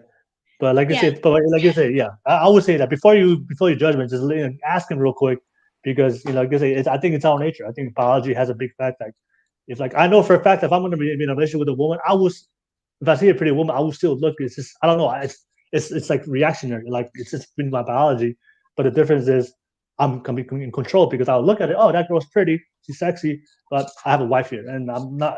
That thought just came in and went out the same moment. But I'll never even dwell on it or even think past that. But there is that biology to be attracted to something sexual of a woman that's very beautiful. That's always going to be there in a man, even if he's single and even if he's married. But the married men, the good men, they learn to control it and save that for his wife. Amanda, you wanted to add on to that, Amanda? Yeah, Anna had said that she kind of exposed the women and said that we do our research. And when, before I got married and I was dating other men, because there was a time where we were broken up for some years, but I went on, I did criminal searches online before I went on dates, and I looked up, the history of whatever guys were going through. I would search their Instagram. We do our research because we want to make sure, what we're getting, especially Christian women. We go to God too, but we also do our research, and we ask the Holy Spirit to show us any red flags. At least I do. And these red flags will be exposed. And so, like, for me, and there was one time where I looked up the criminal history, and when I got on the date, I was like, well, have you ever, gotten in trouble with the cops or whatever? And I asked, knowing what I knew, and to see if the guy would be truthful. But also, like, with liking Instagram pictures and stuff like that, there was a time in my relationship where I got so mad, especially when we got back together. And I was just like, well, why did you like these girls' pictures? Or why were you talking to other girls if you knew that you wanted to be with me? And what God really revealed to me is that a man, inherently, his job is to find a wife. So if you are, like, if you're in a period of trying to, of like, whether I'm trying to find a wife, or I'm in between relationships, a man is going to look. He's going to look. And so, like, I used to get, when we got back together and we were developing our relationship, and then we got married, even while we were married, I'm just like, why did you talk to other girls? I brought it up. I'm just like, and it bothered me even in marriage. I'm just like, why did you go and why were you with other women? And he would tell me, I always knew that I was going to marry you, but I was lost, and I was just with other women. And it bothered me for a long time, to the point where it made me insecure. But God showed me that a man, his job was to find a wife, and that's all he was doing. It's no fault to his. If we weren't together at the time, he was just trying to find a wife. And so I had to, when we got back together, I nipped that in the bud, and I said, I don't like any Instagram pictures. It's not out of insecurity, but it's out of respect. Don't like any Instagram pictures. Unfollow certain people that post thirst trap, because you also don't want to leave room for the enemy. Yeah. You don't want to leave an open door. If you're constantly looking at these naked women or thirst traps, your mind is gonna go there. And so, exactly. Yeah. No, thank you for sharing that, Amanda. Courtney, did you anything? What do you think about Courtney? About guys liking pictures on social media. If you're, what do you think? What do you think about that? No, I totally agree with them. And yes, us as women, we do look through his following, especially like before, and you should do that before the first date, just to know. It's like, to know if he is following a lot of women, that is a turn off for us, and it's not respectful, I guess. I don't know. It's like, it's just very turn offish, But I see where Anna is coming from. It's like, where, she said, a man is looking for a wife, but it's also that respect for, if you do get into a relationship, basically saying, hey, I don't feel comfortable with this, and, I don't like you following this person. Like, can you unfollow that person? Or can you, if you respect me enough, you will listen to me, like, not try in a controlling way, but in a respectful way. So yeah, I think a lot of times, I think for both men and women, what I've seen, and the ladies, you can add on. I think sometimes it depends on number one of well, if both men and women are single. So if you guys are both single, but you guys are in the talking stage to get to know each other, and there hasn't been a commitment, so you guys still in the dating stage. I think that's and if you see them behaving in ways that can be seen as something that's going to be a problem with you, you have to. I think for a lot of people, you have to understand the context that if you're not, especially if you're not committed yet, if you they're still single until you got in a relationship. So if you see men and women doing single things, even especially in the talking stage where you guys are not committed yet, I think that's important in the dating stage to make sure you guys get to know each other, get to know what turns you on, turns you off. But sometimes I see that for both men and women where they see a woman, oh, why is she doing this? I'm like, are you guys in a relationship? No. I was like, then why you? I don't know why you're mad. Well, why don't you get to know her, and then you guys can spend some time together, and then you guys can have those conversations. But don't just assume, especially if you're not together. I think a lot of times, like we see somebody and we get mad. Like if a guy is liking all these Instagram models and that turns you off as a woman, I think but if you like him, I think that's important to have the conversation, get to know him first, and bring it up. Hey, I don't like that, and have that conversation. I think a lot of times, especially women from the Christian perspective, very religious, and a lot of times, a lot of women and the men too, we have this like perfect person that we want to marry, and we want to be with, and we always when we meet people, we always want to compare to that perfect person, even though we all know that perfectionism is not a reality. But we should have those conversations and express those things, and then depending on how they react also, like if the guy's like, hey, we weren't together, but I was just liking those pics because I like those pics, they're sexy. But if that's going to be a concern to you, then all right, I'll make the change, I'll make the adjustments, because I do see us going. I like you, I like spending time with you, I do see this going long term.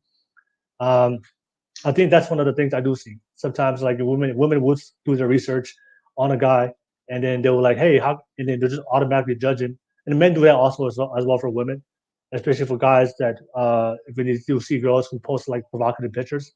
I'm like, they'll complain, oh, this girl posts a lot of provocative pictures about, like, yeah, but have you know her? Have you got to know her? You don't know the reason why she's posting it. Maybe get to know her, understand her, why she posted, and then have that conversation with her. And depending on that conversation, they kind of take it from there. But just to kind of judge things based without having these types of discussions, I think it can be a concern. I think it can be a concern. And also dating with the attention. Um, all right, so yeah, thank you for that topic. I know I'm gonna pass it on to you, Courtney. Courtney, what's your topic? What's your question you want to bring up, Courtney? So this could be for both like women and you, Will. So my topic question is basically, how do you feel for like women, if your man has a girl best friend, how do you feel about that? And for you, Will, if your girl has a guy best friend, how do you feel about that? Like, are you comfortable with it, or are you not? Oh. No, yeah, I had this conversation all the time, but I don't believe there's no such thing as a guy best friend. I don't believe in that. And I will make it clear: a guy, heterosexual guy best friend, right? If it's gay, then I understand that. But if the guy is straight, um, there's no such thing as that. There's no such thing as that, because like I said, I understand as a guy, I know for a fact, for a guy, we don't invest our time and energy into a woman unless we want to have sex with that woman, unless we want to be with that woman. And like I said, for a lot of guys, uh, if they are working themselves to be attractive, they can find the woman they want. But there's also a lot of men out there who are not as attractive or not as confident to approach a woman that he wants to be with. A lot of times, a lot of women will put him in the friend zone. So for those men who don't have that confidence to do that, they have to play the long game, which is the long game is be in the friend zone and just wait it out. And I know men who've done this, and I know women who do that purposely. But I know for a fact that the guy is straight and he's spending all this time investing to all these women. And I know for a fact for guys, like, we don't do that unless we want to be with her, have sex with her. I think for me, it's a red flag. If there's a guy that she says, that's my guy best friend, we've been together. I was like, okay, but why isn't he finding his own woman to spend time with? Why does he have a girlfriend? Why is he spending all his time with you? That because I understand like how we think. Because like I've like I'll be honest, like most men won't do it. They won't spend or do all these things for a woman just for a best friend without one person falling and having feelings towards each other. So yeah, that's it. For me. It's like there's no such thing as a guy best friend. I'll tell her straight up, hey, that's gonna be an issue in the relationship, and if she's not willing to do it, then for me that can be a deal breaker for me. You know what? I'm probably gonna move on because I understand like that guy just if if the guy's honest, he wants to be with her, but like I said, but she's friend zone, so he can't get to that boyfriend or that level. So he's just waiting for his opportunity of vulnerability for that girl to have a breakup, to be distressed, and then he can have an opportunity to come in and be with her. And I know that's a lot of guys are like that. They're just waiting for their chance to, and that's why it's very like for me it's very deceiving. It's very deceiving. But yeah, I'll pass on to you, Amanda. What do you think? I was actually gonna say, do you have hand clapping sound effects? Because that's what I want to hear right now. Because because no, there's no girl best friend. There's no guy best friend. Yeah, especially when you're married. Yep. I'm your best friend and you're my best friend. No, that's it. Like when my husband is my guy best friend. As his wife, I'm his girl best friend, and that's it. There's no best friends of the opposite sex. And I mean, I have known people who like grew up with a guy or grew up with a girl, and they're just like, well, that's my sister and whatever. But I don't know when science is scientifically proven, like psychologically, when the more that you spend time with someone of the opposite sex or whatever you're attracted to, you're going to get attracted to them. Like you're going to feel attracted to them. And I learned that in psychology when I was in school. That's why sometimes like the ugly or the unattractive guy, if you sit next to him long enough, you're going to start being like, okay, he's kind of attractive because, it's just science. Like, so no, for me, especially like from a biblical perspective, your wife and you are one. So there's no girl best friend. There's just no girl best friend.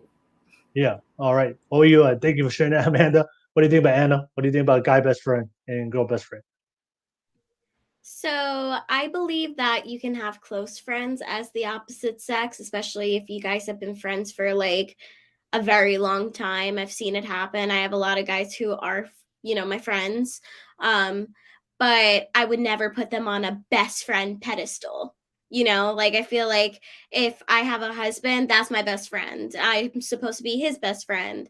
And I think that's where I draw the line as well. Like you can have like close friends and people that you grew up with and maybe like close friends at the church that are the opposite sex and stuff like that. But if it comes to a best friend, nah, sorry. Like I feel like that's just taking it too far because the thing is for me, right? I feel like when you have like a best friend of the opposite sex, it's like, okay, so when you have a problem with your wife, who are you going to go run to? Your wife to talk it out or the best friend?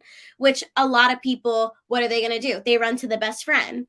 And I just don't think that's right. I think that it draws a line in between the marriage itself. It's like almost as if if it's a girl best friend, now you got two wives, or like if it's a man, now you got two husbands. And if you want me to be completely honest with you, like every time I had somebody in my life that was a guy best friend and I thought it was just a guy best friend, it wasn't just a guy best friend. And I found out later on, or like I would get a boyfriend and then somebody would say something and I'm like, well, I literally thought you were just my friend. Well, that wasn't the case, so I'm talking from my own experience. So if that happened to me, I'm sure it's happening with women and men as well. Women and a lot of girls, they're sneaky about it. Like men will kind of just come up and be like, hey, I'm just gonna say it, I like you, like but you're with someone else. Where women, they kind of just they'll stand in the shadows. A lot of women, they're like that, they're sneaky like that. So they're like, oh well, I'm gonna be there for him when he's feeling down, or like that's how they crawl in. And us women know that. So heck no, I would not be okay with a girl best friend. No. have you ladies ever had a guy that maybe you knew that he liked you and then you purposely put him in the friend zone? Have you guys done that before? I did Yes. that. Right? And those guys, right? So you put them on the friend zone, but they still stay around, right? A Right? little that, Sometimes. sometimes, yeah, it's just Yeah. That's what I'm saying. Is like, for the things is like, whenever I ask them what types of qualities I like in a man, right? Confidence, assertiveness, ambition. So guys who have those qualities, they're not gonna sit around. If the woman says no, like they're not gonna sit around. Like okay, you don't like me, okay, I'm just gonna go because you have confidence in yourself that I can always get something else. If this girl just doesn't want me, it's fine. But for a lot of guys who don't have that confidence in themselves, like if the girl just tells her, I'm not, even though the girl tells him, I'm not attracted to you, like he will still stay around. But for me, it's very deceiving. Like you said, like like if the girl tells me, "Oh, that's my guy best friend," and I see him, I was like, I know for a fact that he wants to be with you, but you're like he's lying to her. And for me, it just irritates me because I know, and the reason why I don't like that because I know relationships has its ups and downs. I know that for a fact. And the thing is, if she has a guy best friend, you guys always sharing your secrets, especially intimate secrets, that only should be kept between us. And I know a lot of times for a lot of women is like if you have a guy best friend, even though we make promises to keep things together, but when sometimes the emotions comes out, you're just gonna share share our stuff. And I know guys who are in that guy best friend position, they're gonna take advantage of those vulnerable moments. And I don't like that. So like, I tell my woman all the time that if we're gonna have issues, you should share that with us and we should figure it out. Like why you're telling our secrets to your best friend because you guys grew up together. And right? And I agree with that, man. It's impossible for two people to spend time with each other without one of them. One of them has to like one of them.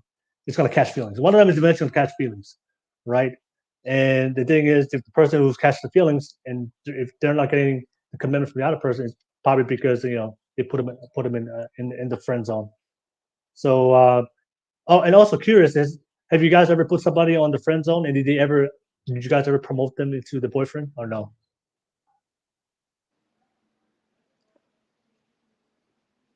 No? no. I know, yeah. I've never seen that. I've never seen somebody who was a best friend, and then they promoted them into but like I said, but they still stay there. They still stay there. So for me, I've got to be. Go ahead, Anna. Yep. Now that I think about it, I have, but like I wasn't talking, like they weren't like my best friend. Like it was like a guy who I got close to, started talking to for a couple of months, and then I was like, oh, he's actually cool. Like I actually like him.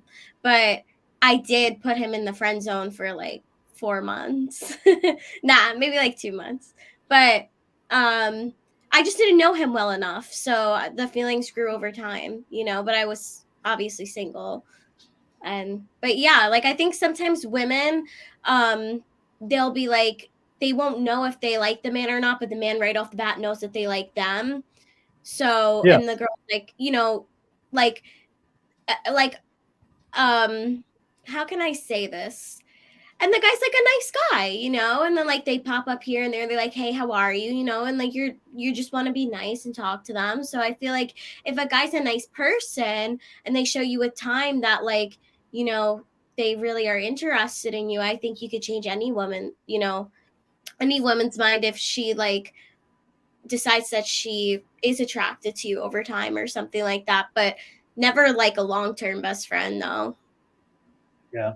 I think for me personally, like if somebody friend zones you, I don't think that's a relationship that you should pursue.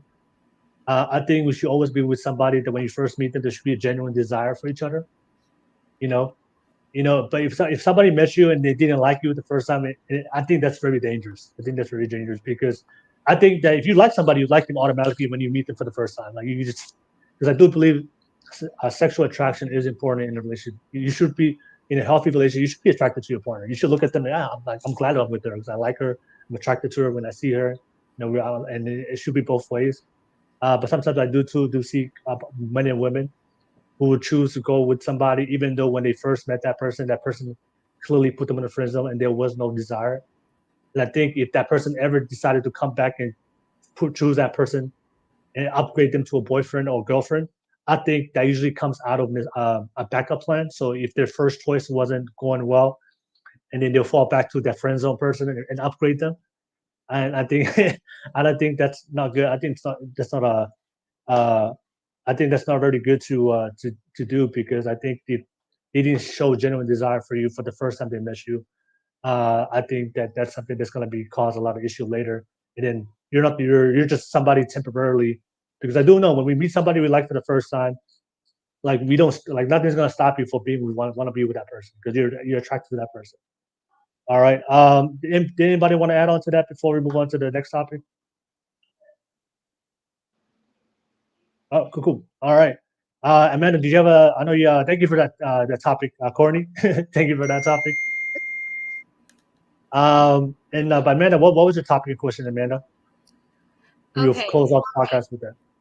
Yes. So my topic is that a lot of times, especially in the Christian realm, a lot of times women tend to say like, God showed me who my husband is, or, you know, God revealed that this man is the man I'm going to marry. And when that happens, a lot of times the man doesn't want or doesn't see that, you know? And so my question is like, why does it seem like it takes men longer to get it, to say that I want to marry this person, or to even want marriage? Because a lot of times men run away from marriage in general, Christian and non-Christian men, they run away from marriage. But then if a woman says, you know, I know that, well, women shouldn't do this, but a lot of times women will say like, I know that you're supposed to be my husband, men will run even more. Yeah. Okay.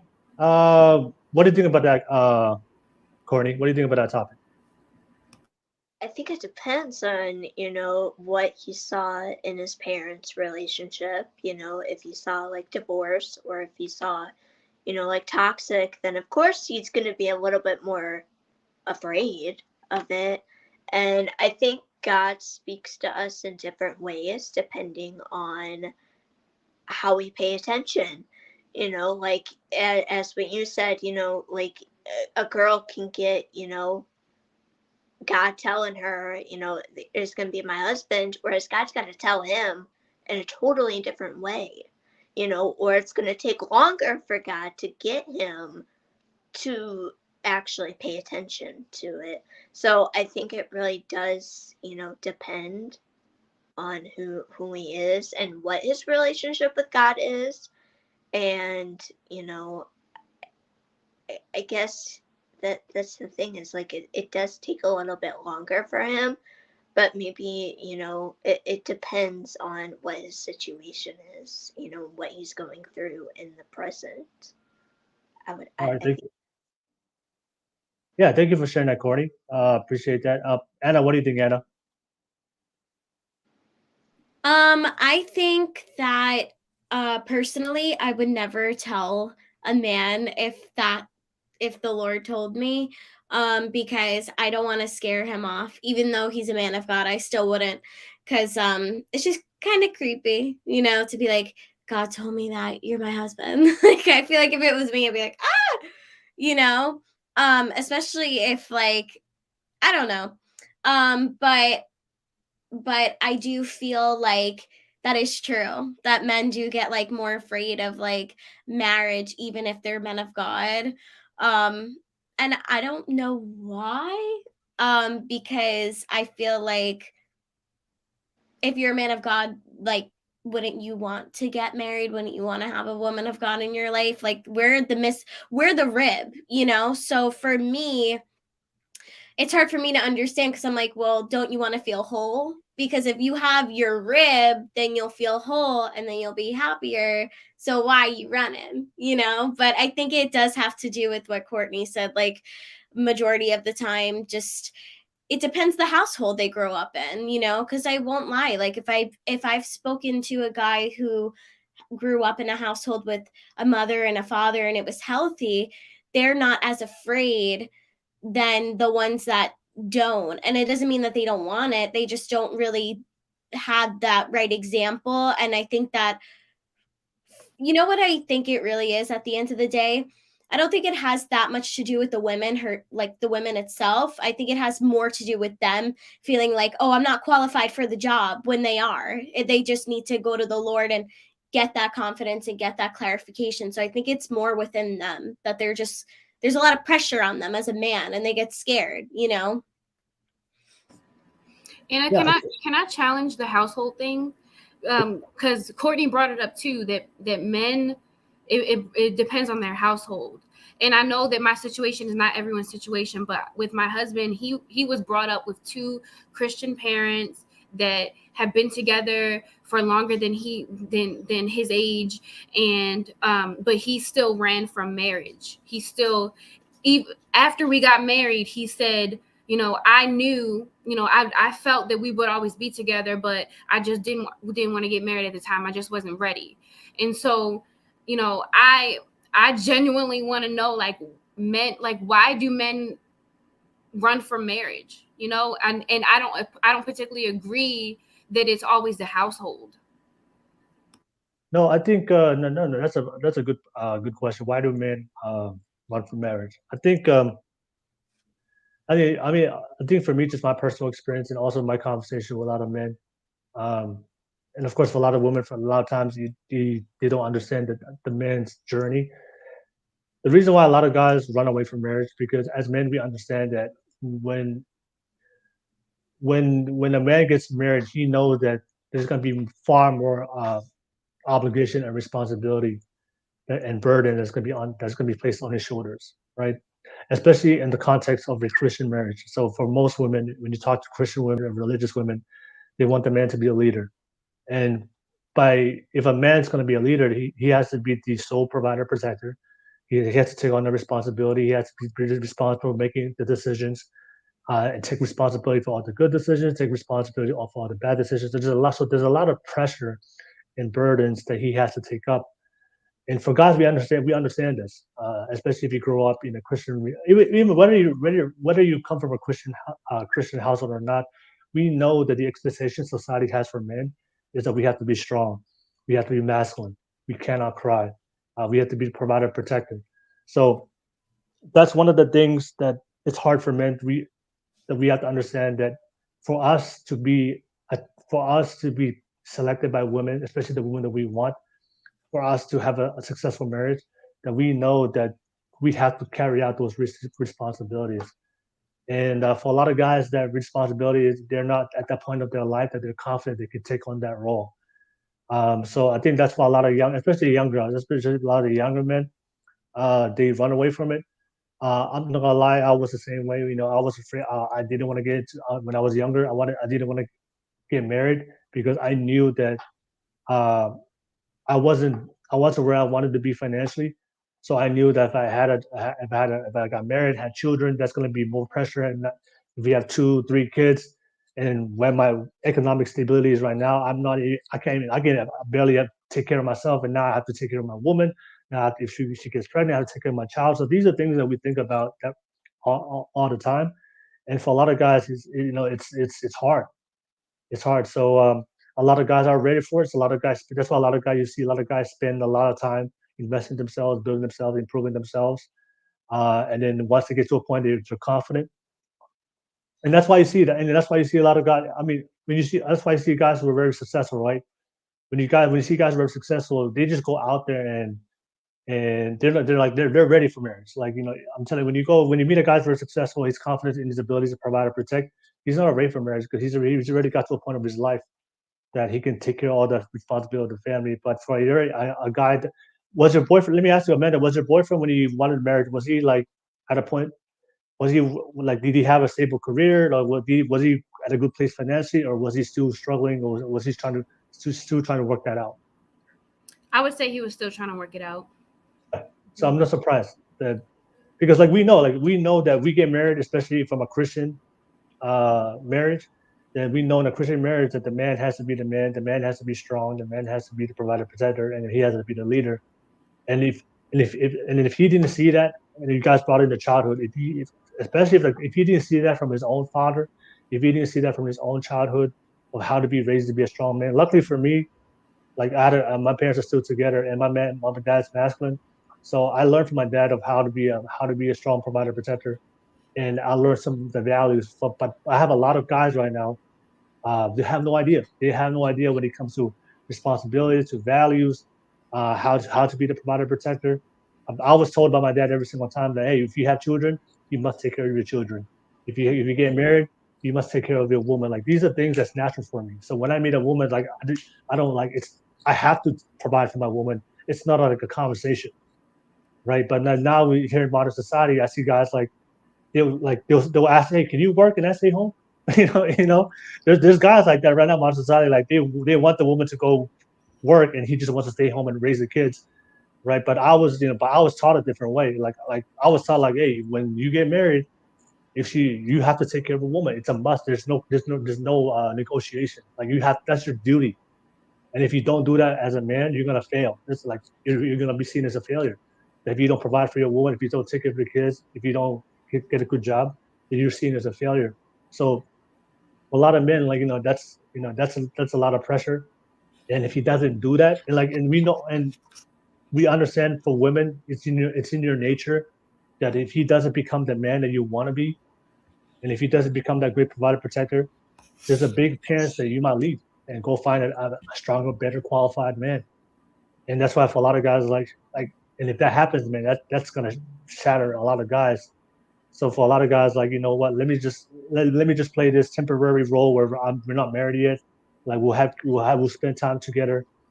But once you get married, then it's like a big commitment. And I'm not saying the women, you guys have a big commitment too, but I would say this, that for a woman, like if you want to be the breadwinner, you can, because you have the option, right? You can be a breadwinner if you have the option to be a breadwinner. But if you want to be, you know what, I don't want to be the breadwinner. I just want to be I just want to be a submissive woman. I just want to rely on my strong man. You guys have that option where you can be the breadwinner and lead your own household, or you have the option, you know what, I'd rather just find me a good man and he can support me.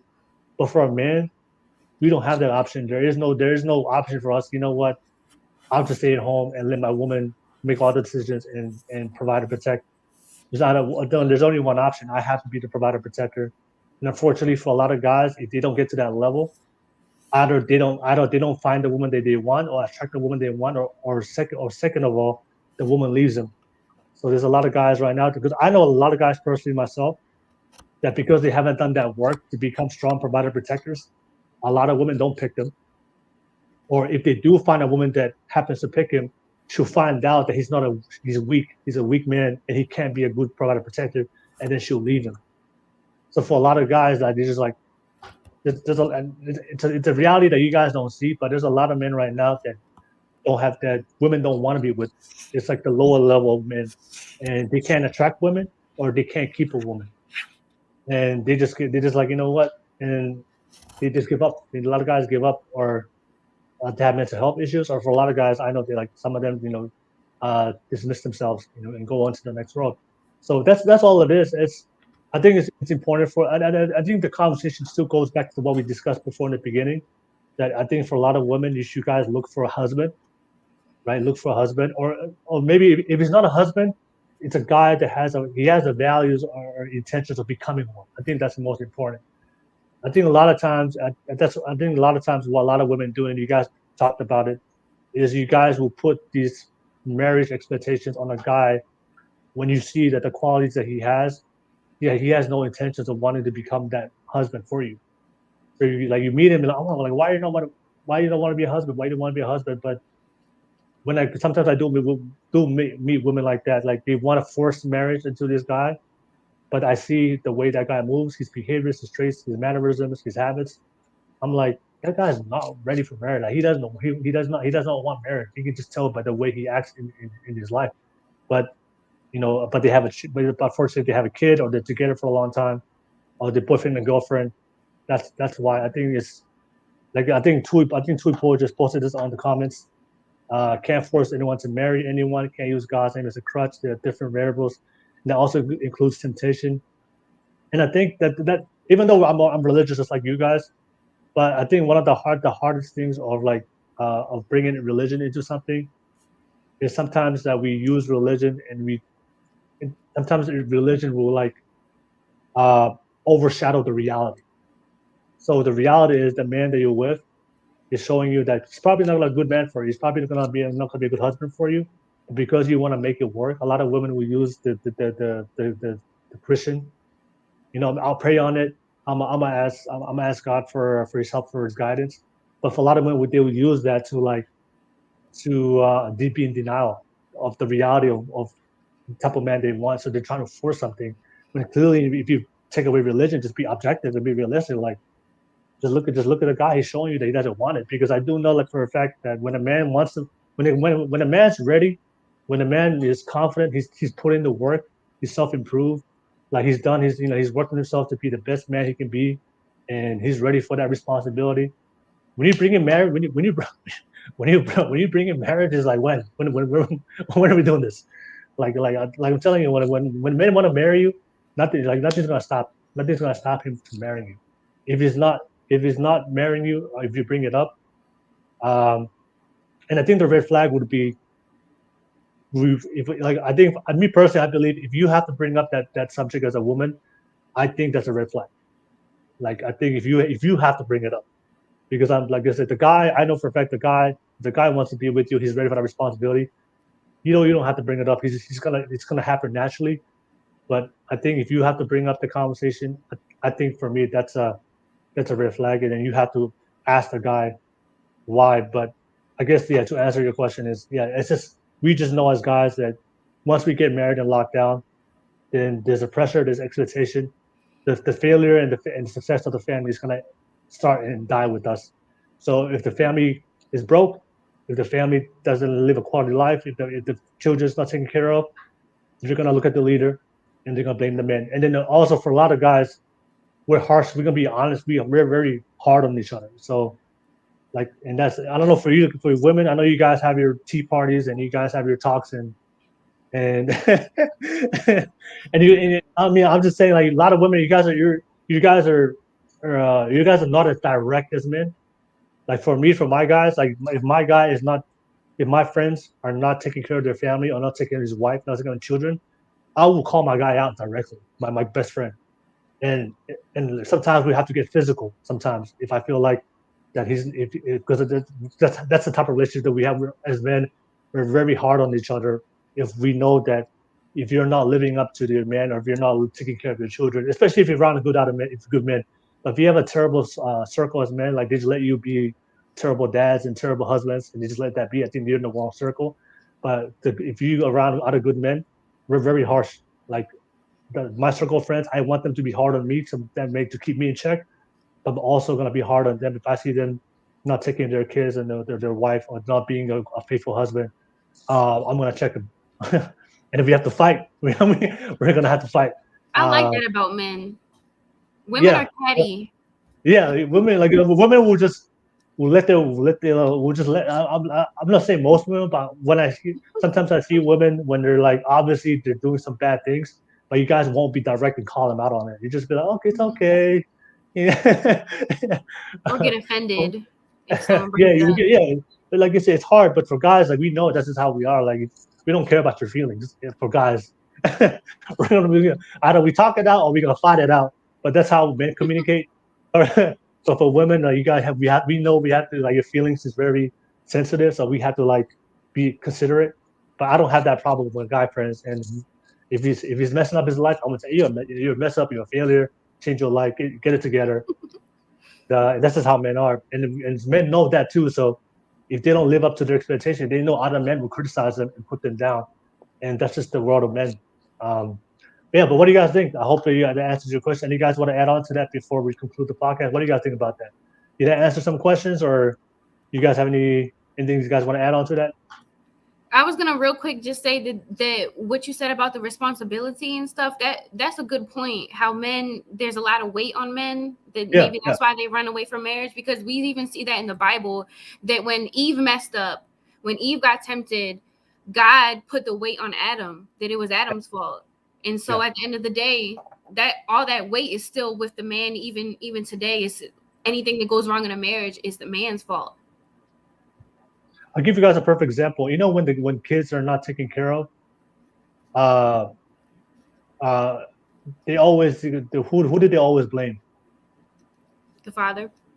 The father, right? There's no talk about the woman, right? There's always the father, and like I said, It is what it is. I mean, that's just the way it works. But that's something that men don't understand. Like, the woman could be a very toxic woman, but if the dad's not around, they will always blame, oh, the dad ain't crap. You know, he ain't this. Even though the woman, like I said, even though that he could be with a very toxic woman, but society doesn't see it. They will never see it, the woman as responsible if he's not there. They will always put on the man, and society will crush that man. But I think, for me personally, I think it's necessary. We should have that level of criticism, so men know that if you want to take that responsibility, don't mess it up, and there's a consequence. I think it's hard. It's a hard consequence, but I think it's necessary so guys can level up.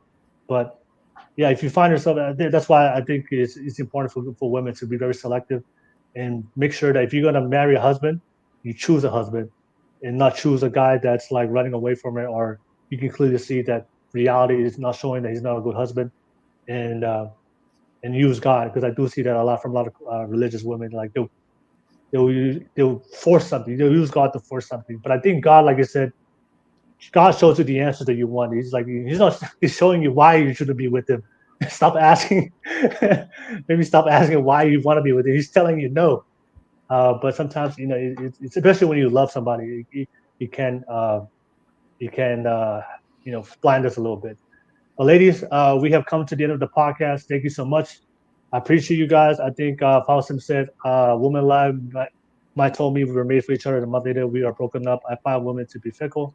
Hey, I know everybody has their bad experiences. Thank you so much. But ladies, I want to say thank you so much for taking the time. Shout out to you guys. Thank you for your questions. Thank you for your questions and open conversations tonight. And appreciate everybody in the live chat. Thank you so much for you guys watching and sharing your thoughts and concern and your opinions on the live chat. But ladies, just to conclude the podcast, I want to ask you guys real quick. What's your final thoughts from tonight's podcast? You know, we had our open discussions. You guys shared the different topics that we discussed tonight. And how can people find you? So I'll start with you, Courtney. What's your takeaway from tonight's conversation? Did you learn anything, or did you take away anything from tonight's conversation? And how can people find you?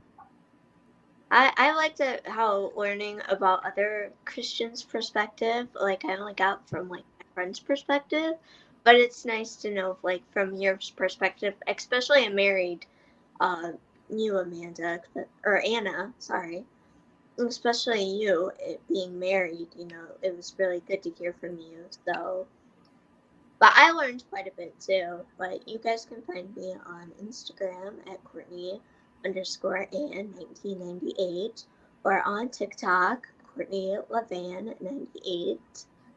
But thank you so much for having me on here. No worries. Thank you so much, Courtney. Thank you for being on here. I'll pass on to you, Amanda. Amanda, what's your takeaway from tonight's podcast? How can people find you? So it was just an all-around interesting conversation. I feel like we can continue for another 2 hours. Yeah. But yeah, it's just, I think relationships in general are hard, but when you do it with God, it's a little bit better. And so I would just encourage anyone out there to just stick with God and pray, because God has all the answers. But yeah, you can find me on TikTok and Instagram. I don't know if you will remember this, but it's Idalise the Light, and it's IDALESE the Light. Yeah. No worries. I'll definitely post all the social media handles. The one thing I would say, Amanda, thank you so much. I appreciate your married perspective, but thank you for sharing the rough parts of your marriage. I think that's one of the things that people need to understand also, that just because you get married and it's always, you know, it's not like you walk into the sunset and you guys, it's fairy tale, it's the dream. But you share that, you know, you're married, but there's a lot of things you have to overcome. And I think that's important for people to understand, whether if you're in a relationship, whether you're in a marriage, there's still a lot of work that has to be done. It's not easy. Yes. So I appreciate that. That's what I appreciate from that perspective. So people understand, hey, we want marriage, but just understand there's a lot of things you have to overcome. And that's important for people to hear, especially in today's social media age, when all they see on social media is just perfect pictures of weddings. And they have that false perception, oh, if I get married, it's just going to be a happy fairy tale. but in reality, it's not. Anna, final thoughts and how can people find you?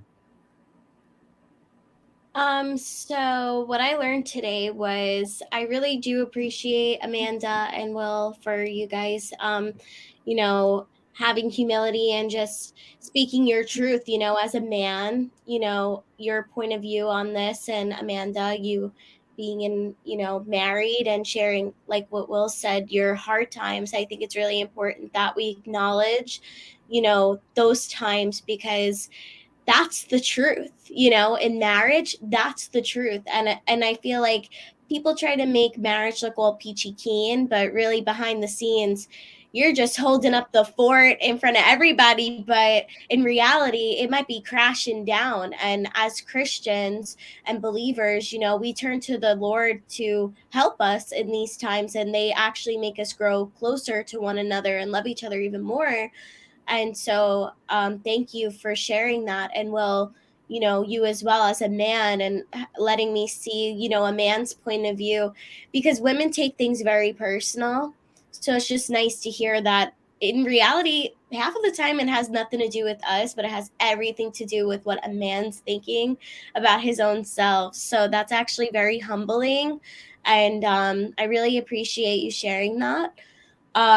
It definitely changed my point of view. So thank you for that. And you could find me on TikTok and Instagram at my name here, Anna Speaks Facts 3. No worries. Thank you for sharing that, Anna. I appreciate that. Yeah, and thank you for sharing that. A lot of times in men, there's a lot of things that we go through, but we won't share it. I would say this to end off the podcast. I would say this. That's why it's really, really important for women to be feminine. I'm gonna let you know right now. Like me personally, I don't like sharing. Like I'm very like stubborn. I'm very stubborn. I'm very hardcore. But there's something when I meet a woman that's very feminine, like it will open me up. I don't know why. I don't know why. When I meet a woman that's very caring, very loving, I just feel a lot of feminine energy. As stubborn, as hard, as tough as I am, there's something about the beauty of how God created us to complement each other that I can like, and I see this with my father, with my mom as well. Like my dad was very tough in the exterior, but something about women and the way God created, with especially feminine energy, like my walls just break down. I was like, oh shit, I want to talk about shit, even though I would never talk about this with my men, my other guys, because we have to be tough. But there's something about a woman when it's very feminine, and I only feel that way around very feminine women. And I'm very around masculine women. I'm like, no, I'm not telling anything.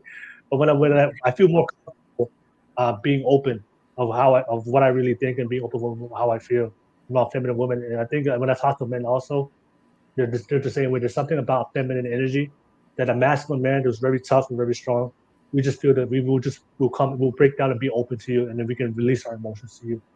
But yeah, I just wanted to throw that out there because sometimes a lot of masculine women is like, why don't my man open up? I was like, you're very masculine.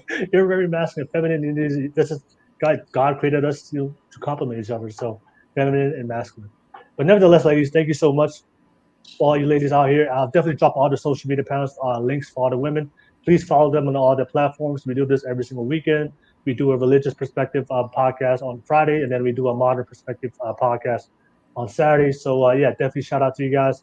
Please like and subscribe to the channel and support the ladies as well. Ladies, you guys have a blessed night. Thank you so much for your time. I appreciate the conversations, and I'll see you guys probably next time. Have a good day. Have a good night, ladies. Peace.